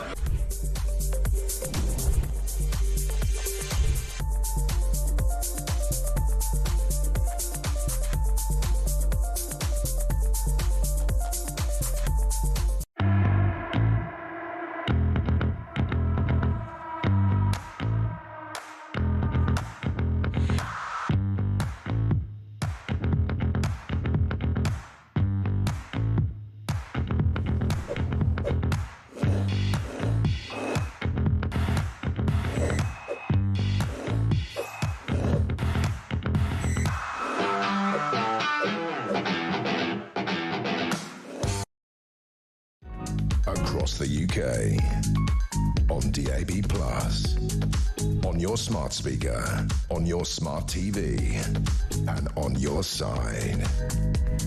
This is Talk. Welcome back to Morning Glory. I'm Mike Graham. 8:23 is the time. We've got lots more to do, of course. Currently, there's a hearing going to be taking place at 10:30 today over the government's negotiations for the sale of the Chagos Islands. We broke the news just a few moments ago. The government have been temporarily banned from concluding their negotiations on the Chagos Islands. An injunction was granted in the early hours of today by a High Court judge. I've just been handed a piece of paper here. It's not that clear who actually has asked or instituted this injunction. But the defendant is to maintain the jurisdiction of the United Kingdom over the British Indian Ocean Territory until further order, according to Mr. Justice Goose. We'll bring you more on that. There's supposed to be a hearing, as I say, at 10:30. The other big news this morning, breaking in this country, is that borrowing... £20.2 billion borrowed by this government in the last month alone, which is almost the same as the black hole, of course, that they complained about when they got in. Right now, though, let's talk to Martina Bett, political correspondent at The Sun, because a piece in The Sun this morning on winter fuel fiasco. What the hell is going on here? It might be the question of the day, because what is going on? It's an effing mess at number 10, says The Sun. I don't think I can disagree with that. Martina, very good morning to you. Very good morning to you, Mike. I mean, it's literally like standing in a boxing ring, isn't it? Like every time you think, you know, is there anything else happening? And you get whacked again. You know, 20 billion has been borrowed by the government in April alone. This morning they get stopped from doing their own deal on Chagos by an injunction. You know, Rachel Reeves is assailed on all sides, including by Angela Rayner. Keir Starmer's doing U-turns all over the place. I don't know how you can sleep. I mean, where do you have the time? Absolutely. And yesterday, the briefing we had with number 10 after Keir Starmer announced his half-baked U-turn was really something else, because they had absolutely no details about how many more pensioners will be eligible for winter fuel payments, when they will be able to get it, whether it will come in time for next winter. So they basically left millions of pensioners in limbo for a U-turn that I'm not really sure is going to cut through with voters, because we know that Rachel Reeves' decision to means test winter fuel payments had become so toxic on the doorstep that's been widely blamed by Labour MPs for the, dire performance at the local elections and the reason why they lost the Rancorn by-election. Right. So I don't really understand the strategy behind it, because, if you've got to U-turn on something, you've got to, it's embarrassing. It's going to go down badly. But if something has become so emblematic of your government, you've got to do it. And they absolutely, done it the wrong way. And Labour MPs texted me yesterday. They were saying the same exact thing. Yeah, absolutely right. Because it's difficult to know which Keir Starmer to sort of talk to, isn't it? Because, he's got more faces, as people have said to me, than Big Ben. You don't know whether it's the, anti-immigration Keir Starmer from a week ago Monday, whether it's the pro-EU Keir Starmer from this Monday, whether it's the, let's sell off the Chagos Islands, whether it's the let's castrate, paedophiles, like your great exclusive on the front page this morning. You don't know which one you're going to get. You can't predict what he's going to do from one day to the next. Absolutely. I think in the last few months we've seen, that he really fears the reform threat. And that's why, it started with the immigration white paper a couple of weeks ago saying we've got to bring net migration down. And I think that's something that at the top of government, and at least the Home Secretary knows very well, that he can't get elected again unless they bring net migration down. Yeah. But then we had, this week, the possibility of a youth mobility scheme which goes completely against that. Yeah. So in terms of strategy, I just can't see how they're doing this, because it's really bad. Well, exactly right. And in terms of the way that the pensions winter fuel allowance is going to be returned, as you said, it's a sort of a very half-baked U-turn, because first of all, there's probably no official announcement till October, which means that it probably won't work for the winter of 2025. It will more than likely not kick in until the 2026 winter, I guess. And even then, it's only going to be a sort of a slight adjustment of the threshold, isn't it? So I don't know whether there's a number you can put on it, but how many pensioners are likely to benefit from it?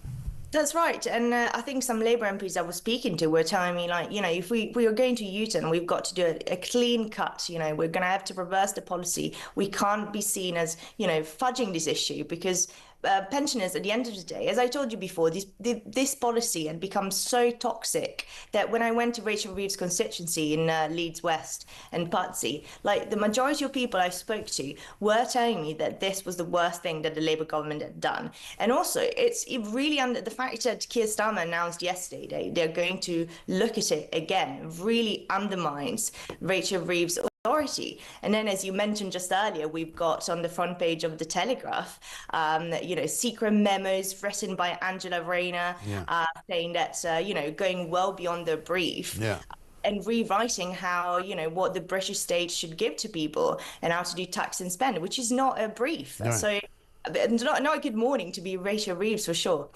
And do you buy that Angela Rayner is kind of positioning herself possibly as not only to be someone who can sort of, push Rachel Reeves around, but who could possibly maybe even prepare to take over from Keir Starmer? Because if things get any worse, I think, even though we know that the Labour government and Labour governments in general don't dislodge party leaders that much, I mean, this is a bit of a special case now, isn't it? Yes, and I think it's no surprise that she would want the top job. I think it's something that she's been, she had to get it last time there was a leadership contest. So I don't think it's a surprise. I don't think we're quite there yet. I think maybe a couple of years down the line, she will try better and, get all her allies together. But so far, I think it's a bit too difficult right now for her to really come out and say, I'm going to take over. Yeah, it really is extraordinary though, isn't it? I mean, with every announcement that they make, they don't, certainly not with our readers and our listeners, they're not convincing anyone that they've changed their spots. They're not convincing anyone that, now that you're going to decide to go after migrants, or now that you're going to go after paedophiles, we'll probably vote for you again. I don't see that moving the dial at all. No.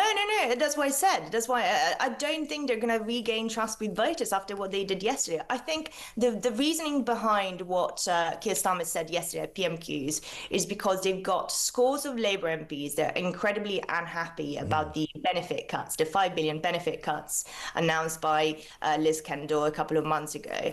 There's a vote in June, and they've at least, I think, more than 100 Labour MPs have signed this letter to the Chief Whip, and they said they're going to vote against it, which could be, again, incredibly embarrassing for the Prime Minister. It would be the first rebellion under his watch. And I think this was given as a sort of sweetener to those Labour MPs. But actually, it might do the opposite, because lots of Labour MPs are going to be like, well, if you U-turned on this, you might as well U-turn on the benefit cuts, because we're not going to vote against it. So again, not good politics. No, absolutely. Fantastic stuff. Martina, great to talk to you. Thank you very much indeed. Political correspondent at The Sun. Let's get a voice message from Sally about Dunkirk. Good morning, Mike. Age 25 and single. My father waded chest deep for hours, hoping against hope that he would be saved and picked up and taken back to England. This was at Dunkirk. 4 years later, he was back at the D-Day landings.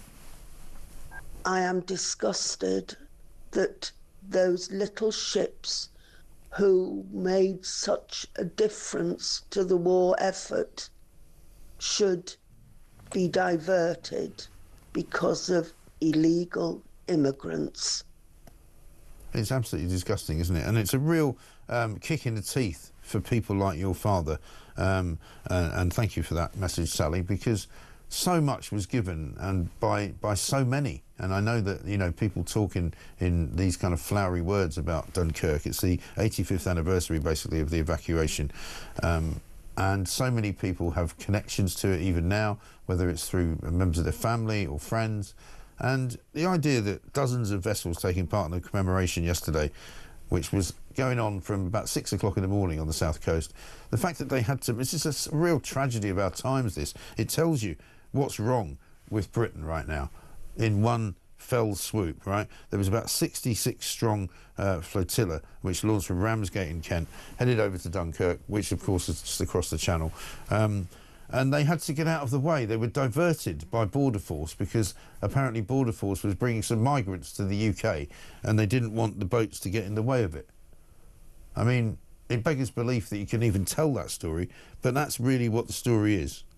And unfortunately, Shadow Home Secretary Chris Philps said on the very day we marked the heroism of Dunkirk, over 800 illegal migrants crossed the channel. And we'll be talking to Robert Jenrick later on, and we'll mention this to him as well. But it is really just awful. Just horrendous, isn't it? How about this from Carl up north? He says, a way of sorting out the pensioners' winter fuel allowance. Why don't you just give it to pensioners who have less than £100,000 in expendable cash? Well, I mean, it would have been simpler not to take it off the people who they took it off, and it would have been simpler to take it off the people who clearly could have volunteered to say they don't need it, because lots of people would. Lemony in Staffs says this: the whole saga with Lucy Connolly is disgraceful, but I'm still blaming the police for arresting her in the first place, policing people's anger. Everyone says things in anger, we've all done it. She was just venting hers, not at someone in the room, but at safety of her own home. Mad power, student cops. That's right.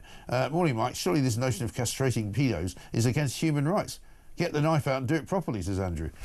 Yeah, well, a lot of people would agree with that too. But again, it's more policy that the Labour government have made, which they've probably got no intention of actually carrying out. Coming up, we're going to speak to Jack Elsom, Chief Political Correspondent at The Sun. But first, a voice message from Dave.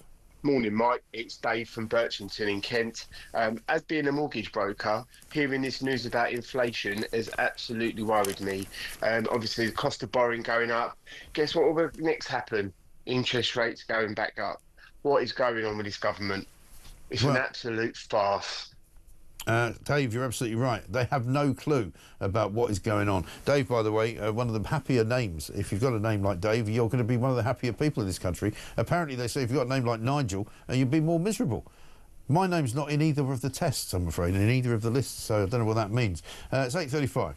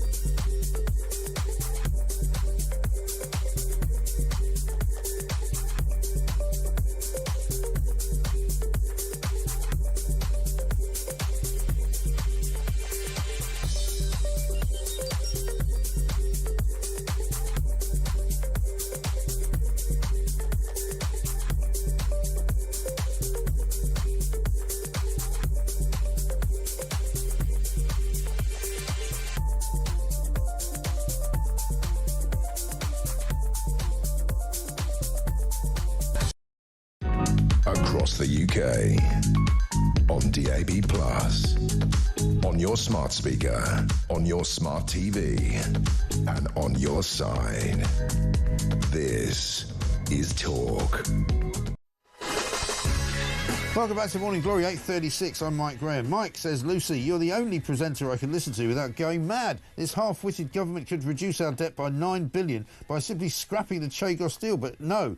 beggar the country instead, or possibly bugger the country instead. Lucy, thank you very much indeed. Well, I try to keep everybody sane as best I can. The Chagos Islands deal currently on hold until a hearing at 10:30 this morning, because it looks as though basically a private individual, a resident of the Chagos Islands, has actually put forward a case for an injunction to stop the negotiations going ahead. So that tells you that there's at least one person on the Chagos Islands who doesn't want it sold off by the British to Mauritius. Simple. Let's talk to Jack Elsom, Chief Political Correspondent at The Sun. Jack, very good morning to you. Good morning, Mike. It seems that Sun journalists like buses. You wait for one and then two come along. I mean, listen, well, it's all happening, isn't it? I mean, you've got a breaking story this morning, I mean, about, let's go after paedophiles. I mean, I was saying that presumably somebody's sitting around in Downing Street going, who does everybody hate? And they go, paedophiles. Right, let's go after them. That'll work. And so, great story this morning. But will they actually do it? That's the big question. I had Bob Seeley in with me this morning doing the paper review, and he said, how many members of the Pakistani rape gangs do you think are going to get castrated by this government?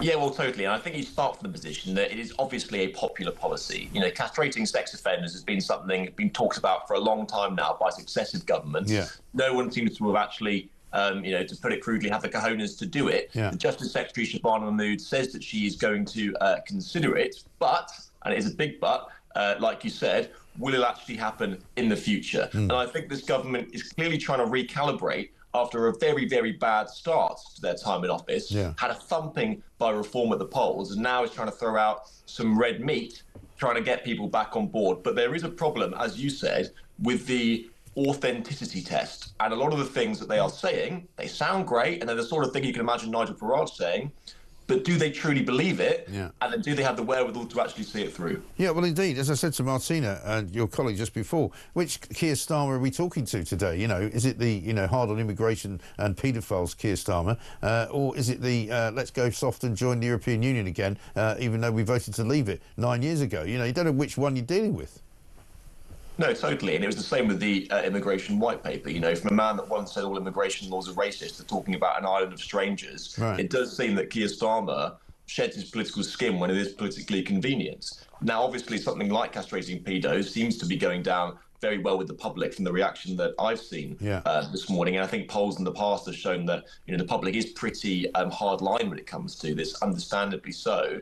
But obviously, people will be questioning whether or not, one, they will follow through with it and see if they truly believe it. Yeah. Now, obviously, today as well, on top of all of this, and the details have come out in the past few hours of this sentencing review by David Gauke. So we have great headlines about pedos being castrated, but at the same time, recommendations from the former Tory, pretty wet Tory Justice Secretary to the government are recommending the mass softening of other sentences. And you're going to get prisoners released after potentially a third of their sentence, not just people on short sentences, but also people serving for pretty horrible crimes, domestic abuse, sexual offences. And so on the one hand, they're talking a tough game, but if they follow some of these reviews some of these recommendations by David Gauke, then they're going to be going in the other direction. Right. And some of the other recommendations are, I understand it anyway, that if you get recalled to prison, you'll only have to be recalled for 28 days before you get let out again.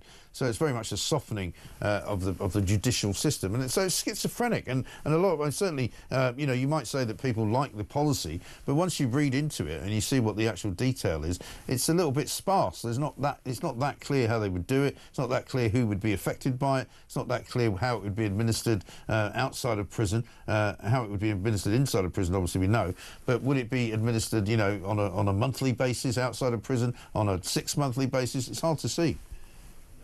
Yeah, it is in the very early stages at the moment. I mean, what they were doing is government sources pointing at various US states where getting a chemical castration will be a condition to be released from prison, i.e. you wouldn't be allowed to be released back into the community having served your sentence unless you had these drugs. But it is still in the very advanced stages at the moment. And, often we hear about government policies being thought about in Downing Street, and then actually, they don't come to pass, or the news cycle moves on. Hopefully, this is one of the policies where actually they carry through with it, because I think that's where the public is. And by God, at the moment, they need some support from the public because voters are turning their backs on them. Yeah, exactly right. And many of them are still not being convinced by any of this. Just a final word on the old Chagos situation. 10:30, apparently, there's a hearing. We're told that it's a private resident of Chagos Islands that's brought the injunction, which was granted apparently late last night. Pretty embarrassing for this government, again, isn't it, to be sort of pulled up by the courts that they so love to refer to when they feel like it, but now they're sort of hoist with their own petard. Yeah, totally. And I think that, they're taking their medicine for what has been a pretty disgraceful handling of this whole saga. The details have been so lacking. They haven't listened to any criticism. Yeah. They're not telling us how much money they've got that they're giving to Mauritius. They're not listening to any concerns about being allies of China. Yeah. They've hardly come to Parliament to answer questions about the money. And so if it's taken them to be dragged kicking and screaming to the court, then I think fair enough. And obviously for the Chagossians, it seems to be the last thing on their mind at the moment. And I believe it's a former resident, isn't it, who's brought this case. Then they're gonna have to suck it up. I think that it's actually been pretty bad how they've handled this entire saga. And so if it now comes to the crunch from the court and they can't do the deal, then I think many people will probably be cheering. Yeah, absolutely right. Jack, good to talk to you. Thanks very much indeed. Jack Elsom, Chief Political Correspondent there at The Sun. Labour policy all over the place this morning. Let's get a voice message from Andy. Good morning, Mike. I think it's fantastic that Labour are trying to adopt all Nigel Farage's policies, because it just shows them for what they really are. I mean, trying to curry favour with the voter by, adopting Nigel Farage's policies and reform. We're not fooled by that at all. No way. They've got no principles whatsoever. Honestly, I think it's fantastic because it just turns me off even more to them. I hate them anyway, but the rest of the great British public, I'm sure, feel the same way. So, yeah, I hope it shoots themselves in the foot and it really bites them on the backside. Cheers, Mike. That'd be a bit of a double whammy, wouldn't it? Getting shot in the foot and bitten on the backside. You can do it. Andy's right, though. It's only a degree of hatred now. It's not about how much do you not like Keir Starmer. It's like how much you hate him, and it's sort of on a scale of 1 to 10. Morning, Mike. Great show. Can you ask your guest from The Sun why they advised us all to vote Labour in the last general election? Just asking. Tony in Norfolk. Well, they didn't actually. They said time for a change because everybody was sick of the Tories. That's definitely true. And there wasn't really a viable alternative, was there? I mean, they could have said vote Reform, but Reform didn't really even have enough people running to form a government. That'll be for the next time. Stu in Hales Owen says, if Downing Street asked who everyone hated, they'd all shout, Keir Starmer! So that wouldn't work. And Max in Bristol, in the Second World War, we fought to stop Hitler's invasion of our island. So why is our Navy refusing to stop this massive invasion of potential foreign terrorists and criminals? Well, that's a very good question. Why indeed are they? Coming up, Nick Freeman's going to join us, lawyer extraordinaire. We're going to talk to him about the possibility of a legal challenge to the Brexit betrayal. We'll see what he has got to say about that. It's 8:44.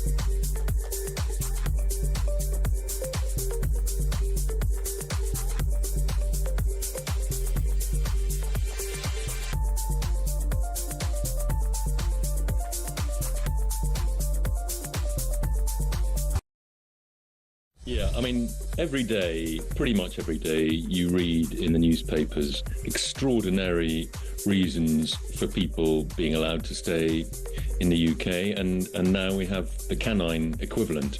Although it did occur to me, I mean, would there be more public outrage if the dog had been put down rather than it being allowed to stay at considerable taxpayer expense? It's a very good point. I'd hate to put that to the ballot, that one, because it would be... I'm not sure we'd like the answer, but...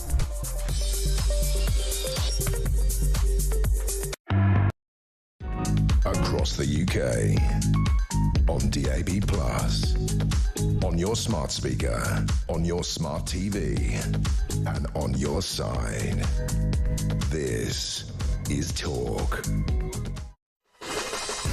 Welcome back to Morning Glory. It's coming up to just after 8:47. The time is flying again. I don't know why it goes so quickly, but here we are. Steve Denyer from Virgin Radio's here. We're going to talk to him in a little minute or two, because we've got a new station out there launched, which is called Virgin Britpop, of course, and we've got a couple of things to discuss about that. First, though, Nick Freeman is here, lawyer extraordinaire, a man that knows a thing or two about, I suppose, everything to do with Brexit, apart from anything else. But Nick, a very good morning to you.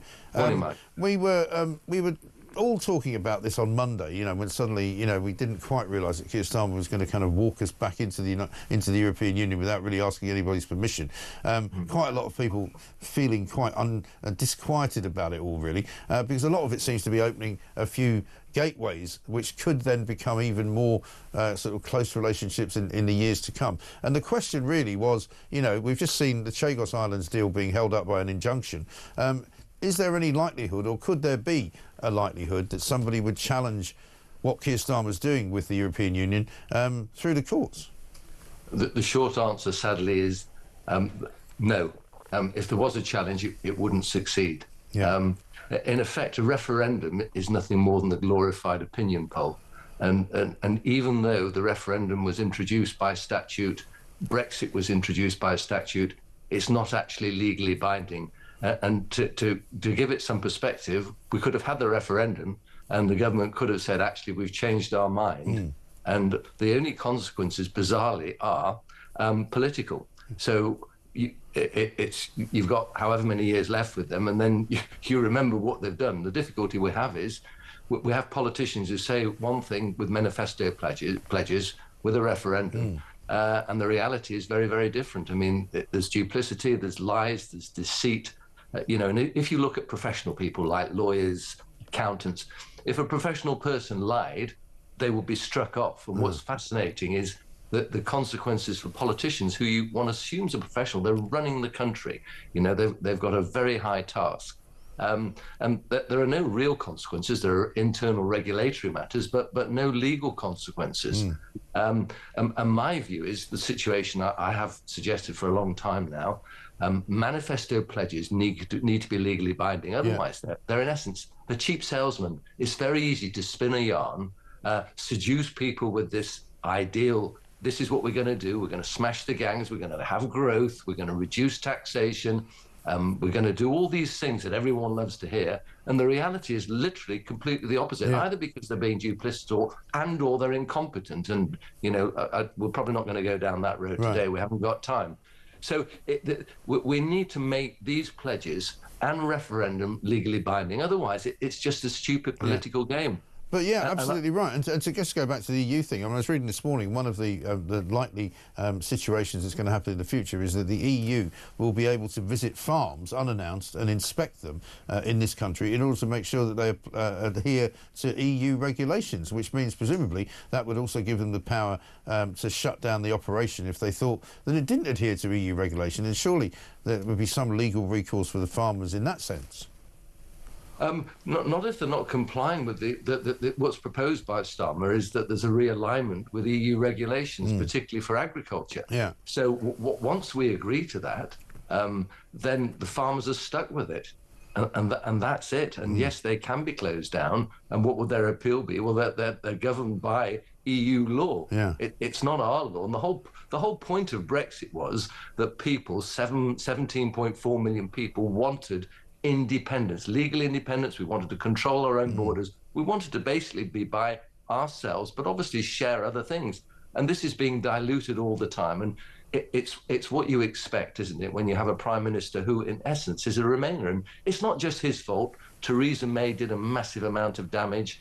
Boris Johnson lied to us. So my guess is, if you had Brexit again today, it probably wouldn't succeed. And in a way, I'm surprised that Starmer didn't, in his manifesto, say, I am actually going to have another referendum. And that would have been very interesting. I think people would have respected that. But the problem with politicians is that they're not honest. They don't tell us the truth. They tell us what they think we want to hear, and then they do what they want. And an awful lot of what they say before elections is about sort of defensive, positions, isn't it? Because he wouldn't have wanted to say, we'll definitely take you out of Europe because we want to have another referendum, because then he might have given the Tories something to actually fight for, because they had nothing to fight for.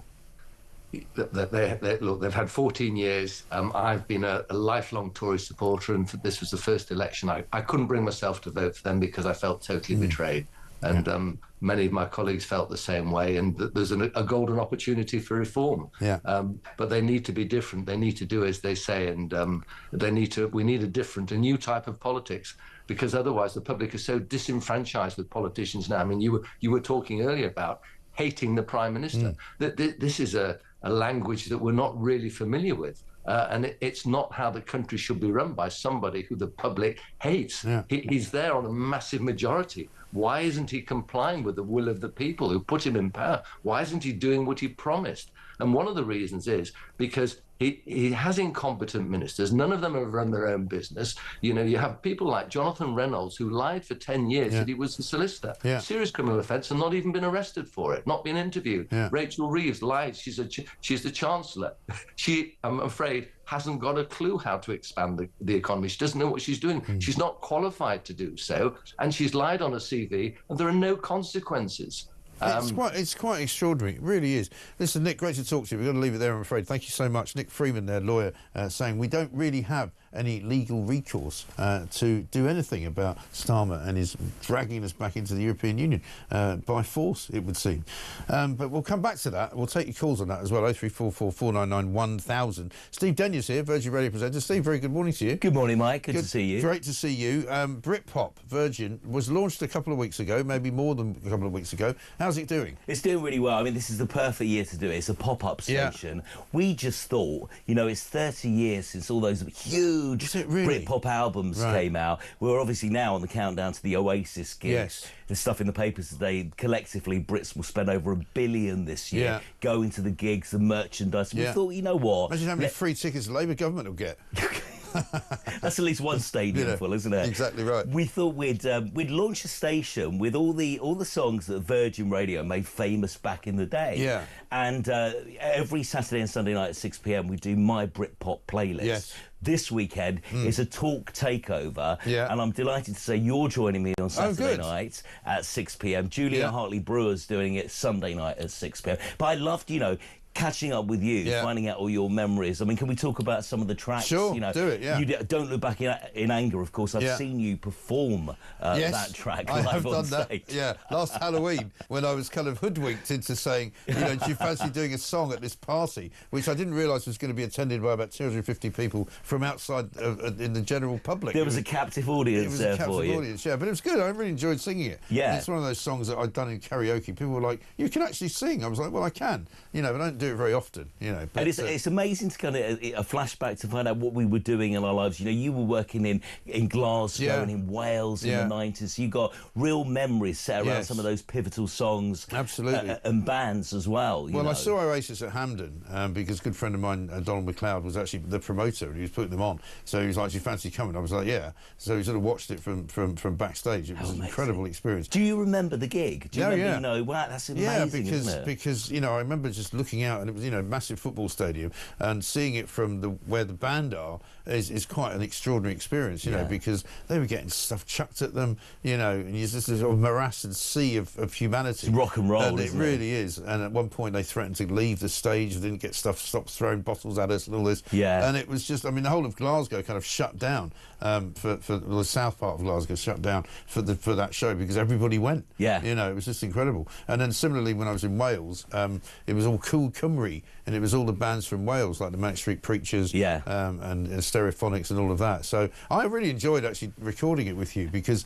I had, you know, you don't always think about things like that, but so you pushed my memory box. I mean, the great thing is, and we hear your selections. So Saturday night, Virgin Radio Britpop. You can get it on the free, easy-to-use Virgin Radio UK app. Yeah. You just scroll, I think, 4 times, and Virgin Radio Britpop comes on. But you hear from some of the bands that kind of before the Britpop era, the bands that almost kind of got there slightly before you Blur and Oasis, and of course you've got, I mean, everyone's got a different opinion of the bracket, the time frame, but I would very much say from kind of about 94 to 1997 was the Britpop era, and then you've got the bands that were influenced by Britpop play, and you picked a really nice kind of cross-section of different genres, different eras, from different parts of the UK. And when you look it up, and I'm not always a fan of using Wikipedia as the best sort of research device there is, but when you look it up there and you ask what Britpop is, it's kind of defined by whatever Chris Evans was playing at the time, because he was sort of the lightning rod for it all, wasn't he? Yeah, he was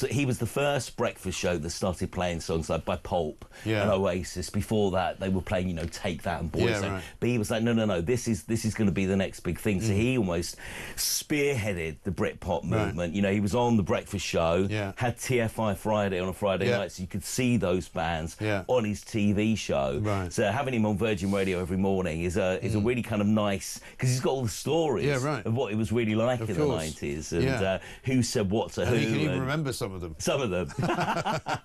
But it's a fantastic thing. So so this is going to be around for a few more weeks, a few more months. People need to listen to it. We're going to be on air all over the Oasis gigs. We're going to do special Oasis after parties as well. So if you're going to any of the Oasis gigs over the summer, get Virgin Radio Britpop on the way home. You'll hear some really kind of special stuff. And every Saturday and Sunday night, like I say, my Britpop playlist is on.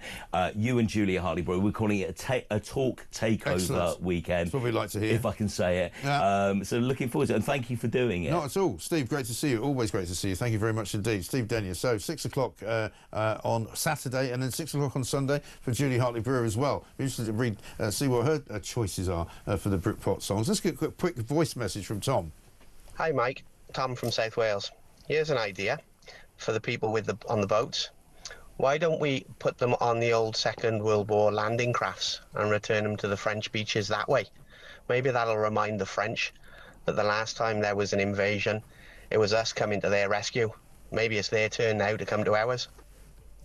Well, listen, that is a very, very poignant moment to say that as well, because maybe that would bring back a few memories for the French. Absolutely right.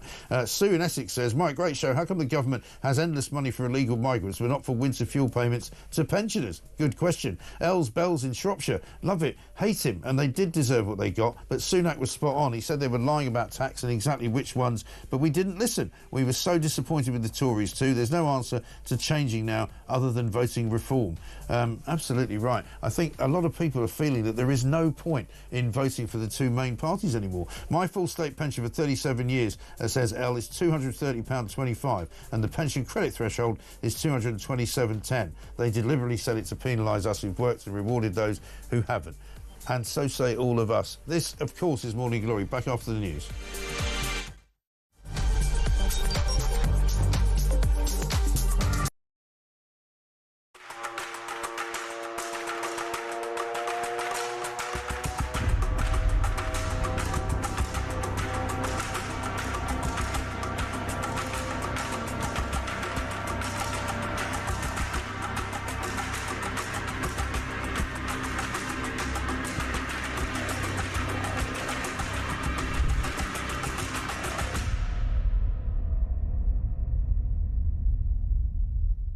You said you don't like Polish people and you don't trust them. That's not what I said.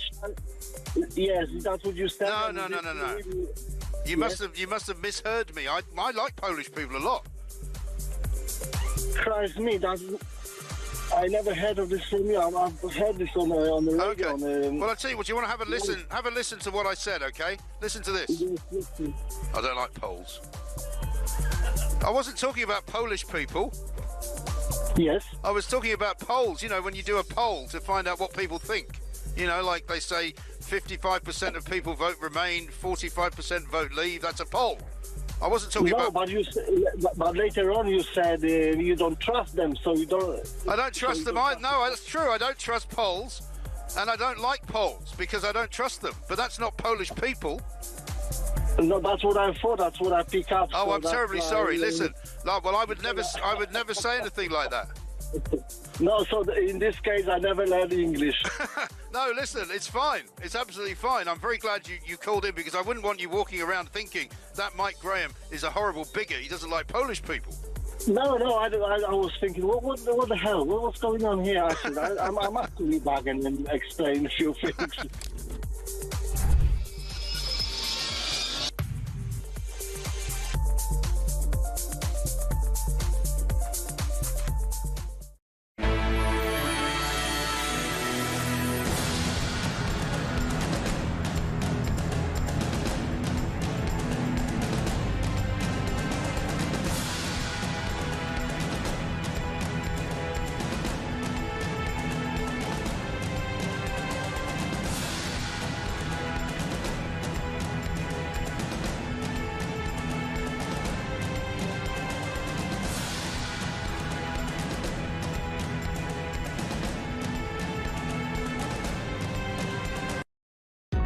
Across the UK, on DAB+, on your smart speaker, on your smart TV, and on your side.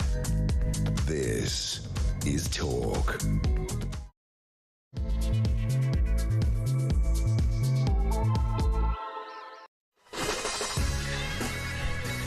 Welcome back to Morning Glory. Coming up to 3 minutes past 9, the final hour of the show. Robert Jenrick joins us from College Green in this hour. Also, we're going to be getting the net migration statistics around about 9:30. Isabel Oakshott will be here to comment on those. Zia Youssef, also chairman of Reform UK, he's going to be with us as well. We've got so much to talk about with all of those people. Of course, we're breaking the news to you this morning. Several stories that we're working on. One from Washington, D.C., where a young couple appear to have been gunned down by Palestinian activists.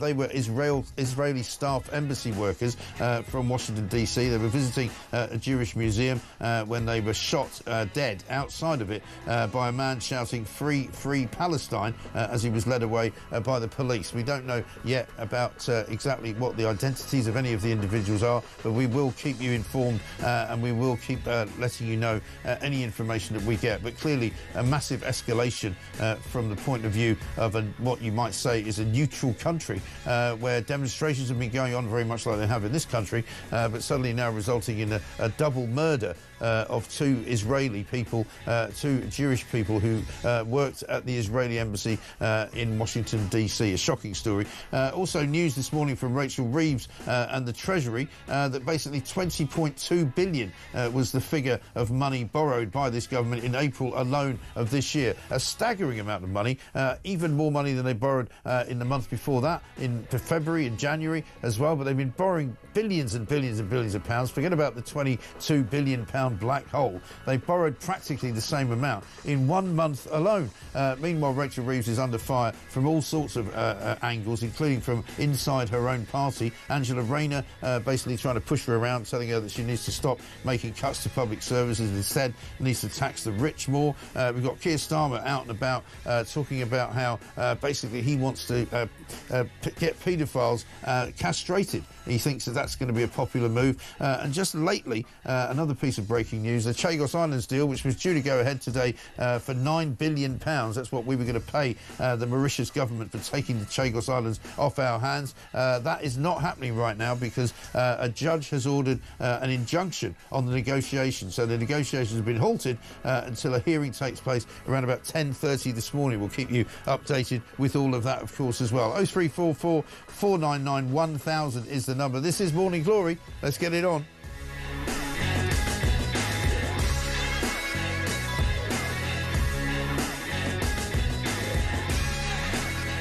Good question here from MK. Who is actually running the UK? If anyone with an ounce of common sense can see these lot are useless, why is there no outcry across all media channels? Keep up the good work. Well, because all media channels don't do outcries the way we do them here at Talk. You know, it's very obvious to me that this country is run by a bunch of people who literally could not run a Welk stand. You know, Rachel Reeves doesn't know how to run the economy. Keir Starmer doesn't know how to run the country. You know, you've got Shabana Mahmood, who doesn't really seem to know how to run the Justice Ministry. You've got David Lammy, doesn't know how to run the Foreign Office, and the list goes on and on and on. Let's talk to Robert Jenrick, Shadow Justice Secretary, right now. Very good morning, Robert.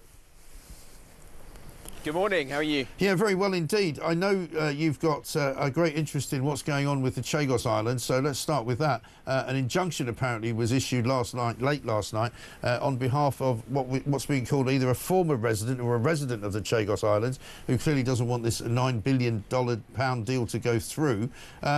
It's very possible, I suppose, that the injunction will be lifted at a hearing this morning, but it's a very big blow, I think, to the government when they thought that this was a done deal. Yeah, all power to this individual for bringing the legal action. And we'll have to see how that pans out, because this is a terrible deal for the United Kingdom. Keir Starmer is giving away British sovereign territory on which there's an incredibly important strategic military base to an ally of China, and paying billions of pounds of our money for the privilege. And he doesn't even have to do this. This is in response to a non-binding judgment by the International Court of Justice, a court that has judges on it appointed by Putin and President Xi.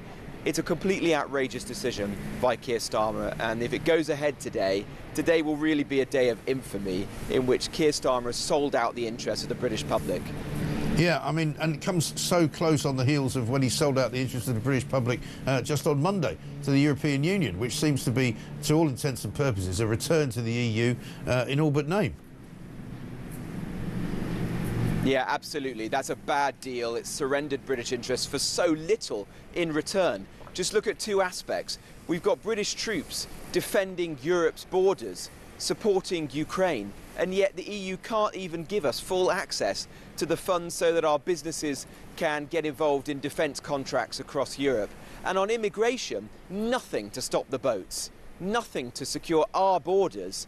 And in fact, he's signing us up to this youth mobility scheme that means that potentially hundreds of thousands, we'll have to see what the details actually are, of people will be able to come to the UK. It's free movement by the back door. And it's not just going to be French au pairs coming here to work in the UK. It's actually going to be people who were asylum seekers, who settled in countries that have open door policies and give away their citizenship too cheaply, then finding this as a new route to life in the UK and to living off British taxpayers here. Yeah, and I mean, what more of a sort of a miserable picture could you paint than the picture on page 7 of The Sun this morning, where a flotilla of little ships set out yesterday to mark the 85th anniversary of the Dunkirk evacuation.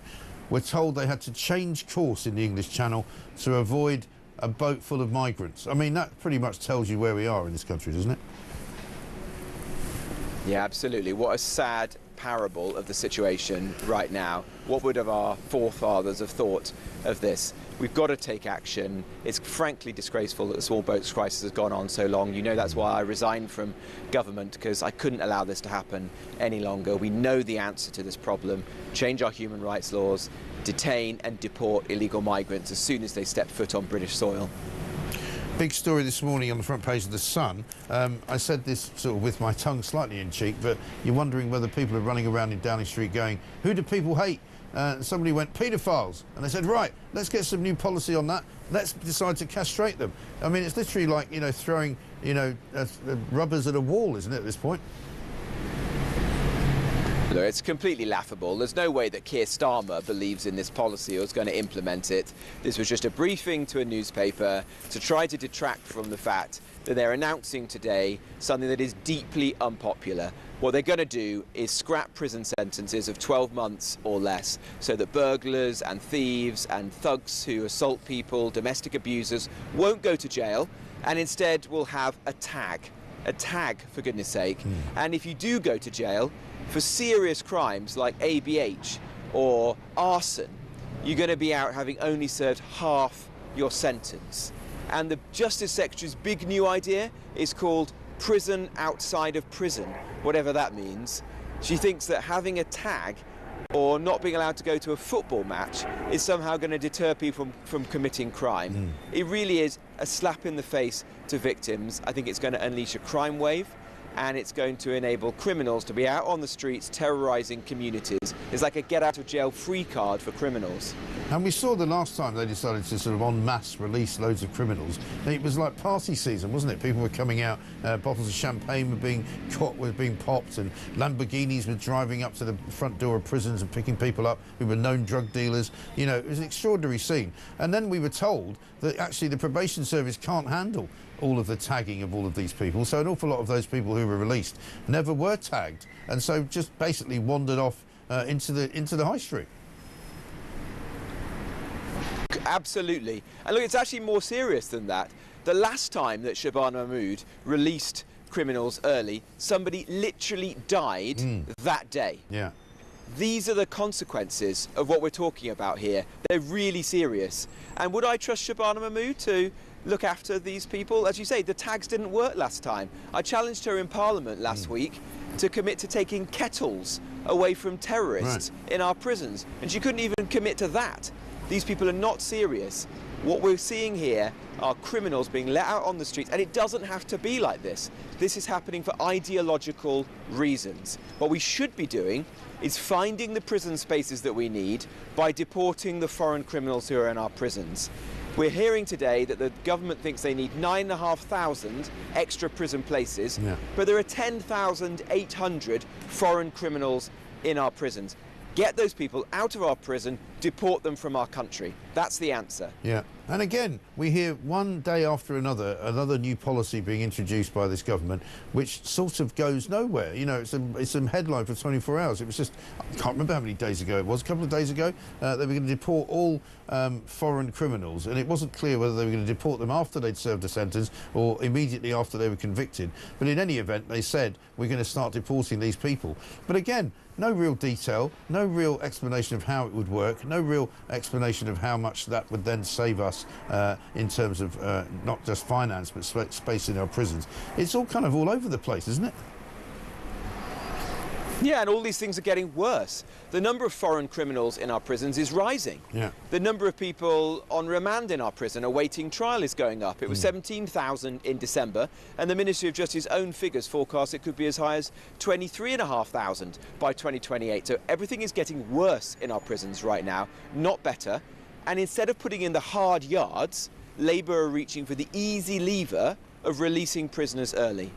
Yeah, and that would seem so. And you tweeted just yesterday about a terrible case of a man who, I'm not sure whether he's a British national or a foreign national, Jacek Brozowski, sexually abused a 15-year-old girl at a party at his home at which she and her friend were raped by other men. He was sentenced yesterday to 21 months in prison, suspended for 2 years. So he's not even going to prison. Yeah, it's pathetic, isn't it? I mean, that is completely disgraceful. Imagine being the victim of that crime. Yeah. And how can we live in a country where there are such inconsistencies in sentencing that you can go to prison for 31 months for a nasty tweet, and yet you don't go to prison at all for an offence like that? Or just the other day, there was a man in Hull who was convicted of having 12,000 indecent images of children, including ones of children as young as one, a baby, being raped. Didn't go to jail. The judge said that he should be given a second chance. And yet the police are knocking on the door of journalists, of former police officers and members of the public for what they're tweeting. This is all wrong. We've got to ensure that sentences are consistent, that we're locking up career criminals for longer, and the judges are properly enforcing the law that's set by Parliament, not weakening it, as we're seeing time and again right now. I mean, a lot of people say to me that we need an overhaul, not just of the judicial system in terms of the prisons and in terms of maybe the way the police work, but also the way the judges work. I mean, would you favour a look at the way that judges are appointed in this or selected in this country? Because it seems to me that we seem to have an awful lot of judges who might loosely be regarded as lefties, who might loosely be regarded as, former human rights lawyers, who are making decisions on who goes to jail and who doesn't go to jail based upon not what I suppose the public would think. Well, look, I've identified a number of cases recently, particularly in the immigration tribunals, of judges whose personal political views seem to be far too apparent. Yeah. Things that they have tweeted, organisations that they've been associated with in the recent past. And of course, you can never prove that that has influenced the decisions that they've made in court. But where there is an overlap between their decisions and their own personal activism, it's very corrosive to public trust and confidence in our judiciary, and we've got to change that. And I'm particularly focused on the organisation that appoints our judges, the Judicial Appointments Commission. It's not working, it's broken, it's run by somebody who's already been forced to resign from another job she had because of gross mismanagement. Yeah. We should be properly vetting our judges and not allowing people to hold this most important role in our society when it doesn't seem as if they've even looked at what they've been tweeting recently. A basic Google search would have revealed that some of these people are not suitable for these roles. Yes, because obviously many of the people that listen to this show and watch this show are very disturbed about Lucy Connolly in the case where she's been locked up now for more than, I think, 10 months, possibly getting on for 11 months. We understand she might be getting released in August, but, you know, the fact that she's been treated so harshly against the way that so many others are treated, including not even being allowed out a weekend every now and again to see her 12-year-old daughter. I mean, it seems to me that that is overly harsh, doesn't it? Yeah, look, I don't condone what Lucy Connolly did. She herself recognised that because she deleted the tweet. But most people, I think, would agree that there are gross disparities in sentencing in our country right now, where somebody of previous good character, like Lucy Connolly, could be sentenced for 31 months for a tweet. And yet you have someone like the individual I just mentioned, who had thousands of child abuse images on his computer, not going to jail at all and being given a second chance by the judge. That's wrong, and that brings into question the rule of law in our country. We want everyone to be being treated fairly and consistently before the law. Good to talk to you. Robert Jenrick, thank you very much indeed. Shadow Justice Secretary reporting into us there. Have a good day, Mike. Thank you. From College Green down in Westminster.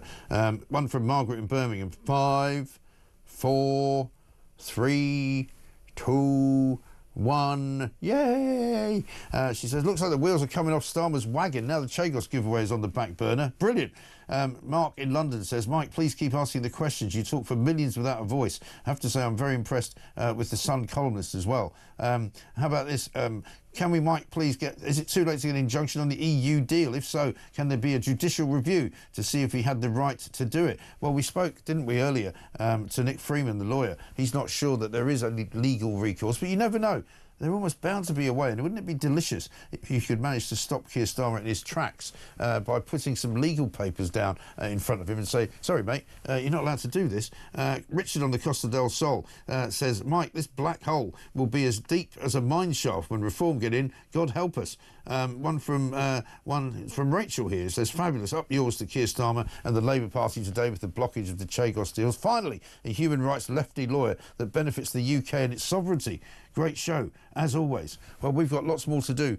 Coming up, of course, Azia Youssef, who's the chairman of Reform UK, will also be finding out what the net migration figures are in around about 10 or 15 minutes' time. We're not sure what to expect. We haven't been given a heads up, but we'll bring you those, of course, along with Isabel Oakeshott as well. Coming up, we're going to speak to the co-founder of an organisation called Save the High Street. First, though, a voice message from Andy. Morning, Mike. It's Andy from Birmingham. I hope you're well. Just listened to, obviously, your guest, Nick Freeman, on, and I found out I was, like, shaking the telly, so totally 100% in agreement with him and everything that he just said about, you know, if a solicitor lies, you know, they have to have the consequences, they can be prosecuted. Like, same as MPs, if you're putting a manifesto together and you go totally against that manifesto, well, you should be held accountable. There should be, like, a 12-month break, I think, you know, after the election, and then, like, a group will get together and go, are they doing what they said they're going to do? If they don't, we'll go back to another election again. So that's just my thoughts, but I couldn't agree more with what Nick Freeman said about everything, to be fair. Anyway, bud, great show. Thanks, Andy. Absolutely right. A lot of people agreeing with Nick Freeman, saying that there must be surely a higher standard for politicians who just can't appear on the scene and tell a load of lies and then expect everybody to just move on when it doesn't turn out that it was true. Absolutely ridiculous. Brian from Spain. How are we supposed to trust Starmer when his chums are von der Leyen, Macron, Trudeau and similar, who are all members of the WEF club? No wonder Starmer said he would rather be in WEF than in Parliament. So would we. Well, exactly right. 9:20.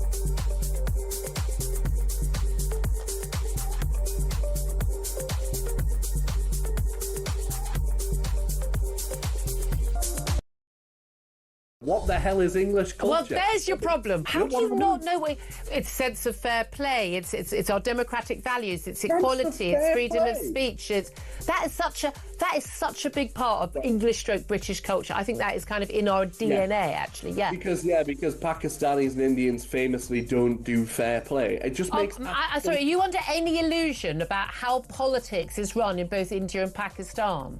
Are you under an illusion about the level of corruption involved in both of those countries' political systems? The point is...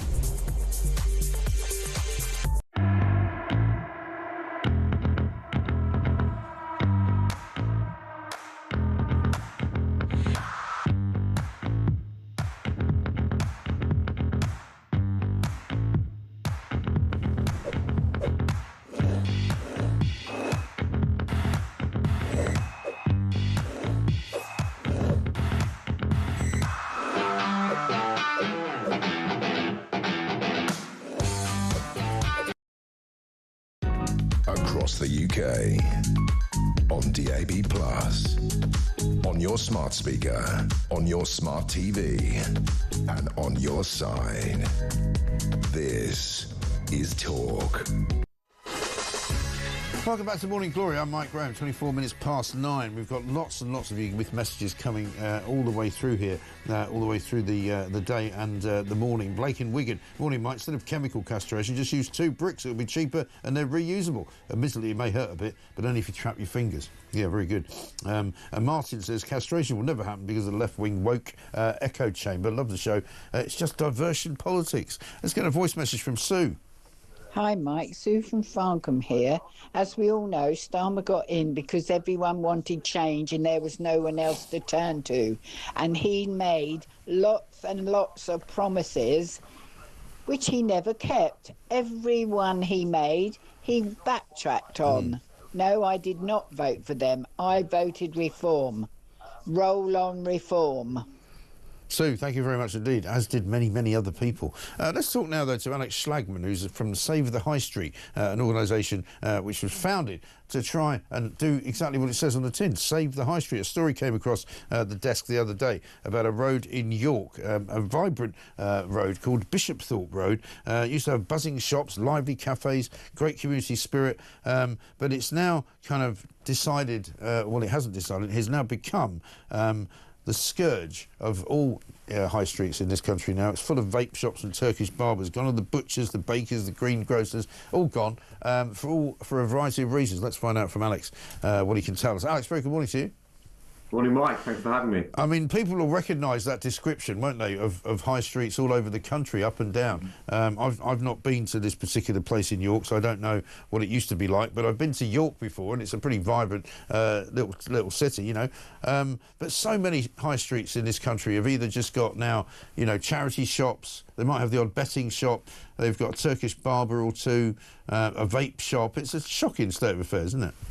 Mike, we're in the most transformational period in the history of high streets, and fundamentally we need to get the right businesses in the right places doing the right things and ensure we create the conditions for success for a whole new generation of entrepreneurs to come through with access to the space and support they need to be successful. And what's the main reason, would you say? Is it the rates increases by the councils? Are they getting too greedy? I mean, I always think making parking difficult for people is a problem as well. Look, the success or failure of high streets impacts everybody, and there's actually a number of different, if you like, stakeholders who have a role to play. Yeah. Councils do have a role, and there's various devolved powers where councils can have an impact. Some of the things that people blame councils for, they haven't even got control over, strangely enough. Right. And I think, you know, if we look across that whole ecosystem, obviously the businesses themselves, everyone has to do their best to create the best business they can, and it's not easy as a small business owner. You've got to wear so many hats. You know, most entrepreneurs who build businesses on high streets, they're great tradespeople, but they don't have the skills to be good at marketing and finance and operations, HR, like a big business. Then you've got the landlords, and how does the landlord-tenant relationship evolve over time so we can have something that's more sustainable?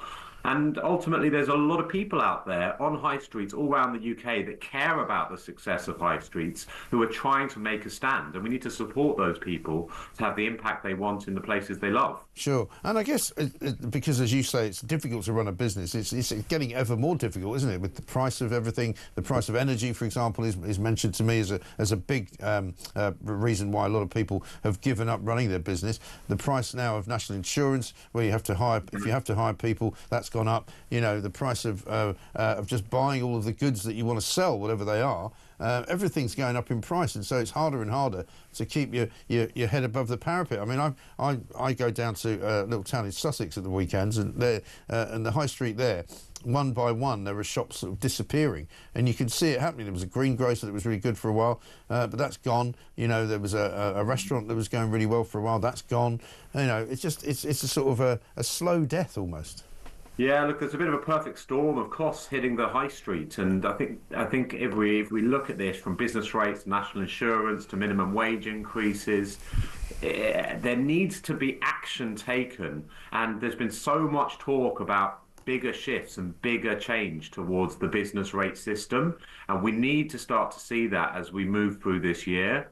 And on the other side, you know, here at SaveTheHighStreet.org, we're very focused around supporting lots of businesses, particularly on the smaller side, Mike.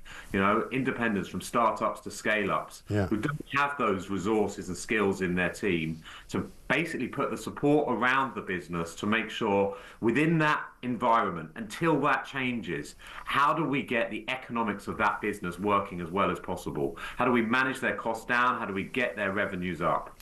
So if people are wanting to find out a bit more about what you guys do at Save the High Street, you know, what can they do? What can you tell them? Well, look, I mean, anybody around the UK can join SaveTheHighStreet.org. It's an industry movement to change high streets for the better. As I said, we've all got a role to play.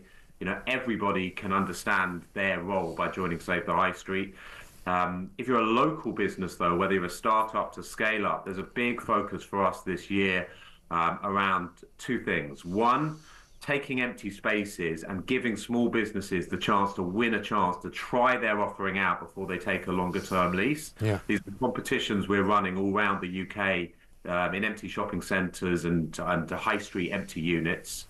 And we've got this whole new support programme running under HelloThriver.com at the moment, where we're looking to put a whole range of businesses on an accelerator to try and really shine a light on a next generation of entrepreneurs who are really making it work, even in this tough environment. Right, good to know. Alex, thanks very much indeed for talking to us. Alex Schlagman there, Save the High Street co-founder. You can find them, of course, on the internet, should you want to. We've been asking for earlier little ditties. We've got a very long ditty, actually, which I'm not sure we'll have time to read, but it's from Chris in Stockport, so thanks for sending that in. Here's one from him. Oh, well, this is another short one from him. Rainer and Lammy, the inept double whammy. Ange and Dave, the socialist tidal wave. Have a great day. And Jeanette says from Newcastle, Mike, I've run a household on a budget for years and friends say I can get blood out of a stone. So I defo could run the finances of this country single-handed. However, anyone can do better than Rachel from Complaints. I mean, she really is making a complete mess of it all. Silence of the Lammy. Great show as always, says Wazico from Walsall. Not bad at all. Coming up, we're going to speak to Zia Yusuf, Chairman of Reform UK. Also, we're going to get the net migration statistics, which should come out imminently. We'll bring you all of that info, plus a load more of the updates that we've got for you here on Talk.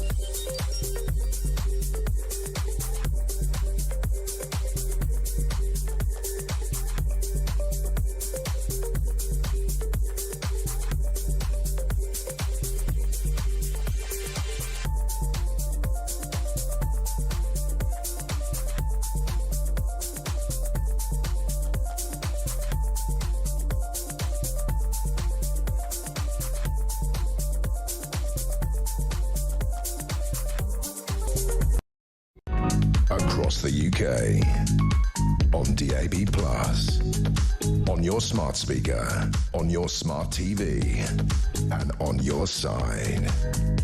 This is Talk.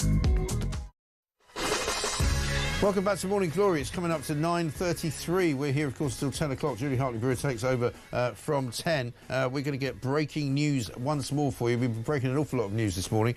We saw that the government had borrowed £20.2 billion in April, almost as big enough to fill the £22 billion black hole they kept going on about when they first got in. Zia Yusuf is here, Chairman of Reform UK. Bit of breaking news, though, more just before we talk to you, Zia. Net migration to the UK, numbers out now, estimated to have halved from 860,000 in the year ending December 2023 to 431,000 in the year ending December 2024. That's from the Office for National Statistics. That may well have something to do with Rishi Sunak, who, before he left office at the end of June, beginning of July, he had brought in new rules which said that basically if you were coming here as a student, you could not bring any dependents with you, which was part of a big problem in previous years. So it was 860,000 in 23. It's now only 431,000. But let's face it, that's still the 500,000 extra people. So it's not exactly a win-win.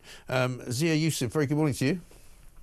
Good morning. What's your first reaction to that number, Zia? I mean, it looks good, and I'm sure Labour will claim credit for it. But there's more to it than meets the eye, I suspect. Well, as you said, the numbers are still rising at an enormous rate at a time when this country has catastrophically failed to build infrastructure to cope with it, and is seeing its culture really being collapsed before our very eyes. And so, look, whether it's 400 or 500,000 net this year as opposed to the double that was last year, if you look in the early 1980s, when this country actually did have one of the most successful immigration policies, I'd argue, in Europe, if not the world, net migration was around 40 to 70,000 per year. And the evidence that the British people have voted time and again to cut migration, not a little bit, but enormously, is abundantly clear. Because remember, the Tories in 4 consecutive manifestos said that they would cut net migration to tens of thousands, not to 450,000. to tens of thousands, and they left office with that number touching 1 million. As you said, some of the changes that Sunak made here really were unwinding some of the catastrophes of the Boris Johnson era. We shouldn't forget, in 2020, that number was 200,000, and then it went up to almost 1 million in the space of 3 years as a result of the, again, I keep using the word catastrophic, because I think it is advised and correct to use that term. So what we need to do is what Reform's agenda lays out. We need to freeze net migration at zero. We need to make sure the only people coming here are coming here to contribute meaningfully to the economy, to invest in companies or in areas where there is truly acute need for skills. And to the degree that is ever done and visas granted for that, they should not be granted to dependents. There should not be right to remain. And importantly, there has to be a massive concerted effort, all guns blazing, to ensure that this country is training up people to do those jobs. And we hear this time and again, Mike. You know, the argument is we need net migration. You talked about it as much as anyone, to your credit. But the argument that the left makes, and I would describe the Tories over those 14 years as being very much of the left in terms of how it's governed, is that we must have enormous numbers of people coming here in uncontrolled, non-assimilative fashion. Otherwise, you know, our economy is not going to grow. Well, number one, there is no growth in the economy. The reality, GDP per capita continues to trend down. Real wages have done nothing in this country for working people in 20 years. But also, if you look at the people who came here over the last 4 years, from non-EU countries, just 13% of those people came to this country on work visas. So they're net negative contributors on aggregate to the economy, and I'm afraid they're net negative contributors to this country's culture. Everybody can see it. And look, the last thing I'd say about this is that, you know, Reform is saying we're going to get that number that just printed at 450,000, Labour talking about it, no doubt as some big celebration. That number needs to be zero and stay at zero for a concerted period of time. We also, by the way, need to, you know, we're talking about legal migration here. We've had record numbers of people crossing the Channel illegally since Keir Starmer came to power, and we need to deport not just those people, but all of the, we estimate, over 1.2 million people here illegally. They need to be deported as well, and Nigel will do that in his first term as Prime Minister. And what about this deal that was done on Monday by Keir Starmer with the European Union? Because that's going to look like it's going to bring in yet more. We don't really know yet the number. They say they're going to cap the number of people under the age of 35 that can come, supposedly to come temporarily. That's what the government line is. But you know as well as I do, they won't come temporarily, and they won't just come on their own. Yeah, look, he's basically rejoined the European Union in as much as name, right? I mean, it is a de facto rejoining of the European Union. We've ceded sovereignty of key trade decisions now once again to foreign courts. We have ceded sovereignty and over our seas and in terms of our fish. We've given those away. And of course, we've reintroduced free movement for significant categories of people. So look, the reality is this is one of Keir Starmer's issues. You know, look, if he wants to rejoin the European Union with his Labour cabinet, then just put that on the table and say we're rejoining the European Union. This is, and then have the argument, this constant dishonesty. And obviously, it's a catastrophic policy. We know that. The country voted. It was the largest democratic mandate ever to actually leave the European Union, and there's this endless longshore drift to try to get this country to rejoin, again, starting with the Tories and now continuing under Labour. We've got to ensure not only does the country retake that sovereignty that is being lost before our eyes once again as a result of the betrayal of Keir Starmer, but then we have to go on, Mike, and make the most of those benefits. I mean, this was the problem. The Tories left the door open for all of these shenanigans, frankly, by doing things like, you know, it was Kemi Badenoch, the current leader, supposedly the leader of the opposition, although I think they're polling fourth now. She was the one who said she refused to remove those thousands of statutes. Remember that, Mike? Yeah. From our statute books. We had a golden opportunity to do it, a zero budget in terms of regulations, and say, which of these do we truly need? Let's start again. She refused to do it. She said she was, quote, a conservative and not an arsonist. So we never made the most of the opportunities that Brexit afforded us. We still can, and I still think we will judge Brexit to be an enormous success over the decades to come. But we'll need a Prime Minister like Nigel to affect those changes. And people listening to this and watching this at home, make no mistake, if we elect Nigel as our Prime Minister and he has a working majority of Reform MPs in the House of Commons, we will unwind this betrayal. And the betrayal, as you call it, which is exactly what it is, has handed the keys, has it not, really, in a way, to Nigel Farage and Reform to Downing Street? Well, look, one doesn't ever want to take things for granted, and I think that there's still several years to go, unfortunately, sadly, before the next general election. And if you're in doubt about that, look how many prime ministers the Tories managed to whip through before a general was called. But look, it's clear that what Starmer is doing is a betrayal. One of the most interesting things about Starmer's historic collapse in popularity is that the most unpopular things he has announced were not in his manifesto. Thereby, he had no support base for anything that he's doing. And that's why the left of his party now are clearly starting to make machinations and moves in the form of Angela Rayner. And I don't really blame them, because he never talked about cutting the winter fuel allowance. They made up this black hole, which, frankly, they could easily fill if it really exists by doing things like cutting foreign aid or stopping the boats from coming. They never talked about the cut in the increases in inheritance tax and the raid on farmers. They never talked about the Chagos deal. They never talked about rejoining the EU by the back door and what they're doing. So he has no mandate for any of the things that he's doing. So I see no pathway back for Keir Starmer's popularity. And obviously with the Tories, they have, like I said, they're polling in fourth now. They're behind the Lib Dems now in some major polls. Some polls put us at more than twice their level of support. And that's not really a surprise to us here at Reform. We've always had the view that once we demonstrated we built an election machine that could beat them resoundingly at the ballot box, there are a lot of right-thinking people in this country who don't want to waste their vote, right, under a first-past-the-post system. And so once they realise that actually the only way you're going to get Labour out is by voting for Reform, a lot of those voters would start to come our way. But I do agree with you.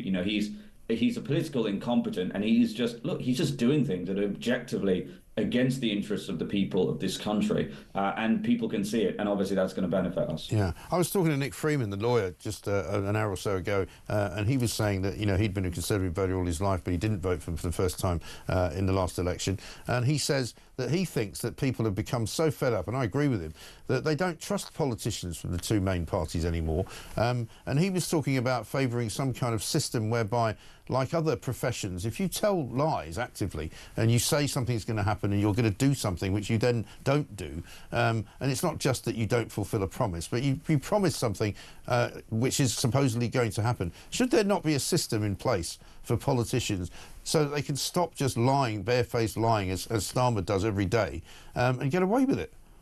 Well, there are supposed to be some mechanisms for that in the way that the House of Lords is supposed to allow things to come through if things were part of the manifesto, and have much more of an ability to scrutinise and slow things down if they aren't. But the problem is, Mike, the sovereignty of our parliamentary system and of a Prime Minister and the elected officials and the Cabinet and the MPs has been so eroded over the last decade. And frankly, my personal view is we've had more than enough lawyers. We have an industrial complex of lawyers now, thousands of them, working actively against the interests of the British people. And make no mistake, if we're successful in getting Nigel elected to number 10 with a Reform government, those lawyers will come at us with everything they've got. So look, my view is this is what needs to happen. We need to continue as Reform doing what we're doing, presenting our case to British people.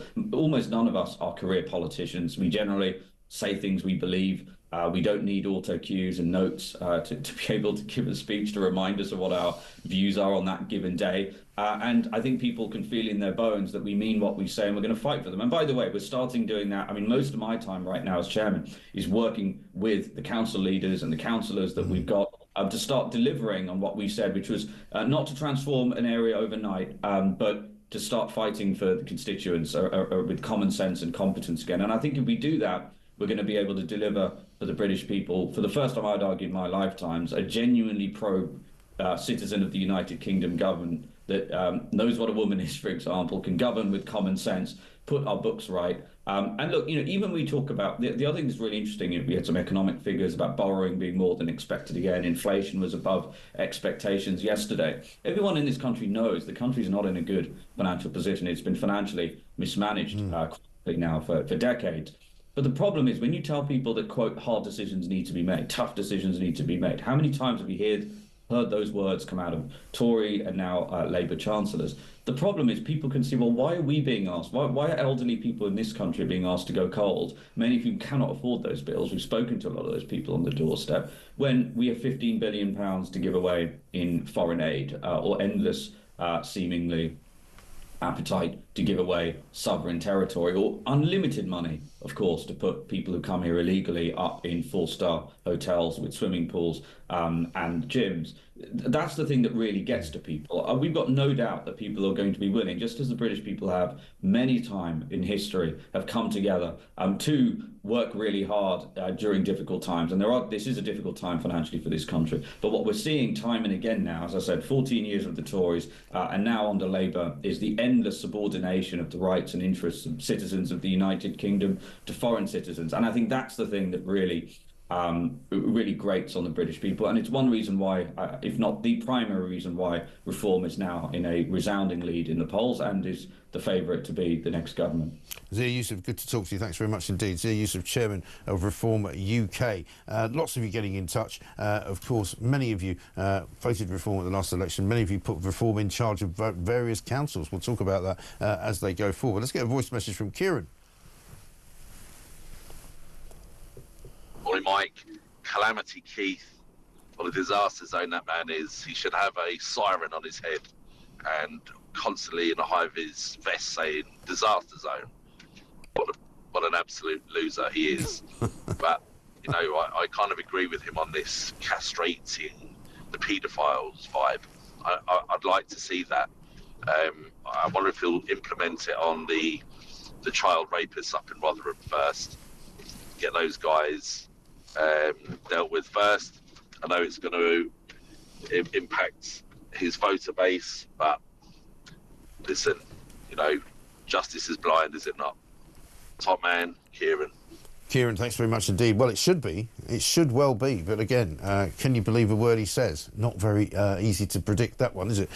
Isabel Oakeshot's coming up next. We'll talk some more about the net migration figures, which have fallen from 860,000 in 2023 to 431,000 in 2024. But don't let Labour tell you that's a great result for them, because it isn't.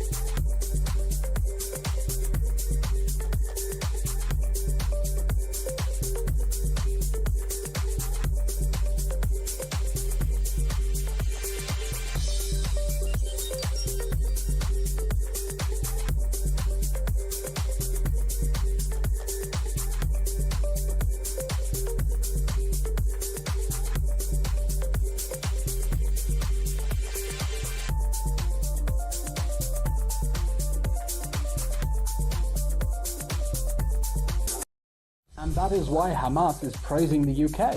Hamas has praised the UK, France and Canada for the latest pressure against Israel. I don't know who the last British Foreign Secretary was who was praised by a jihadi regime, but it's a terrible indictment, I think, of British diplomacy. Now, the reason that Hamas is praising David Lammy is that it thinks Lammy has thrown it a lifeline.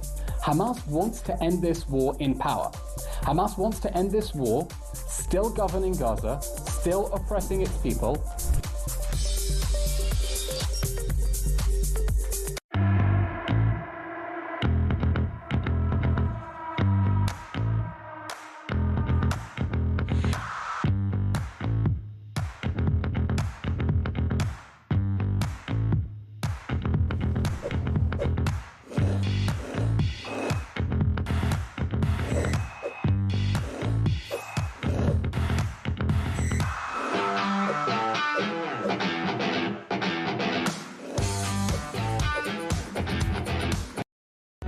Across the UK, on DAB+, on your smart speaker, on your smart TV, and on your side. This is Talk. Welcome back to Morning Glory. I'm Mike Graham. This, of course, is the home of common sense. It's the one place where you hear the truth, the whole truth, and nothing but the truth. Malcolm in Hampshire says, Zia Yusuf, his clear intellect and communication skills will chime in with the common sense silent majority.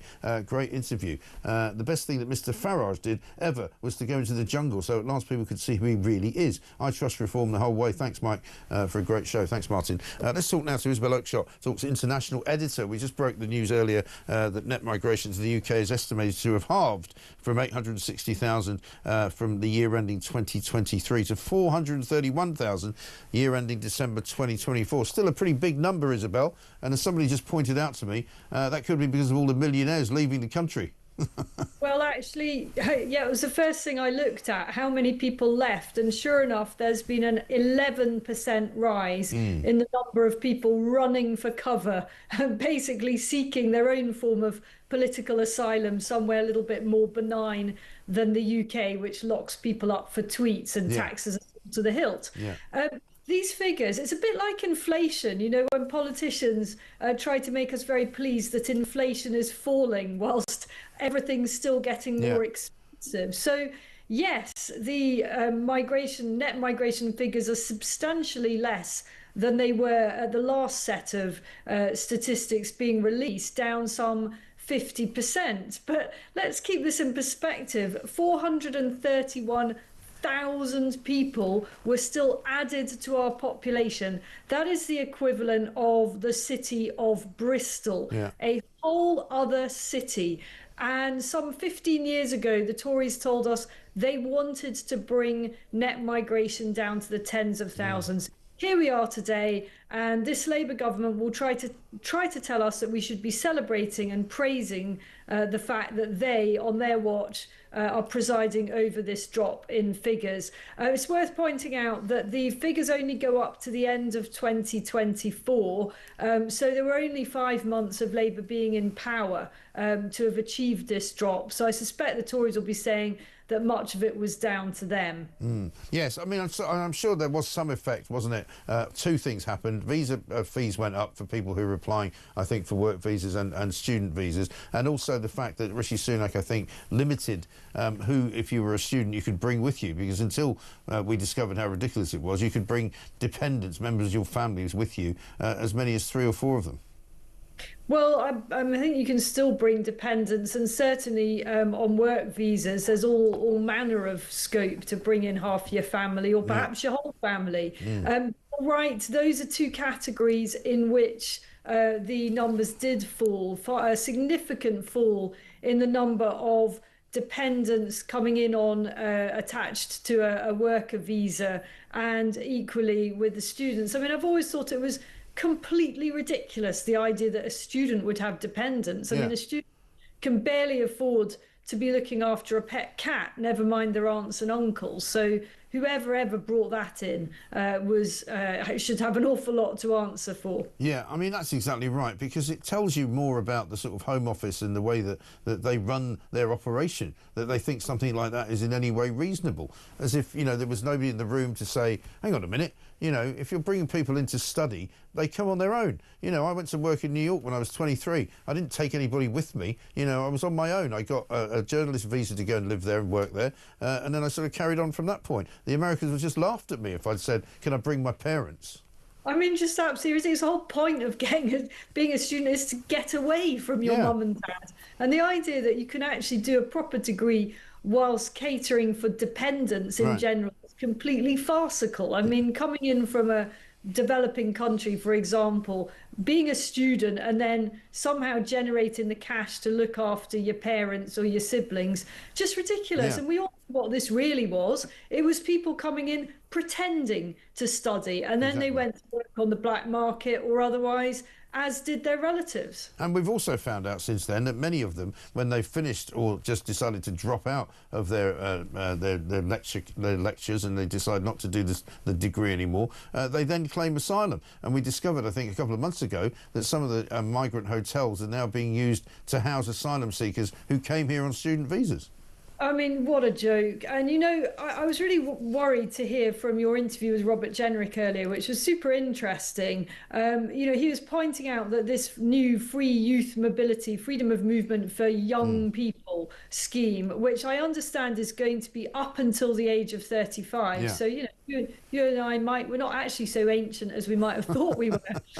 That is quite likely to attract, not as he put it, French au pairs, but a bunch of Syrians and other North Africans, for example, that have gone into France, managed to get themselves citizenship, but have heard an awful lot about just how generous the British state is if you come in and want a few benefits. Yeah, it is extraordinary, isn't it? And what do you make of the way that the Labour government is now sort of rattling around like a rattlesnake in a jar? You know, we've got Angela Rayner suddenly this morning deciding to attack migrant benefits. She wants to take them away. You know, previously, about, 6 months ago, she would have argued that, they don't get any benefits, you know, we don't give them benefits. Now she wants to take them away. Starmer wants to start, castrating paedophiles. They've gone mad. Well, we know that's not going to happen. I mean, the idea that would ever happen. I mean, great idea, pal. You know, I'm sure the nation will rejoice if you actually do it. But the chance of this human rights lawyer agreeing for that to happen on his watch, I would place at precisely zero. What is happening is that they're in a rare old panic, and well, they should be. I mean, they're the government and they're not even leading in the polls, and it's only whatever it is, 9 months in. Yeah. I mean, it's not just that they're not leading in the polls, they are miles behind them, and actually 30% behind the next party in the polls, which is it's extraordinary. It is really quite remarkable. And I mean, here's the other thing that's been going on. When I was talking, Bob Seeley was in earlier doing the papers with me, and he said, you know, how many members of Pakistani rape gangs do you think Keir Starmer's going to order to be castrated? A big ground zero, perhaps?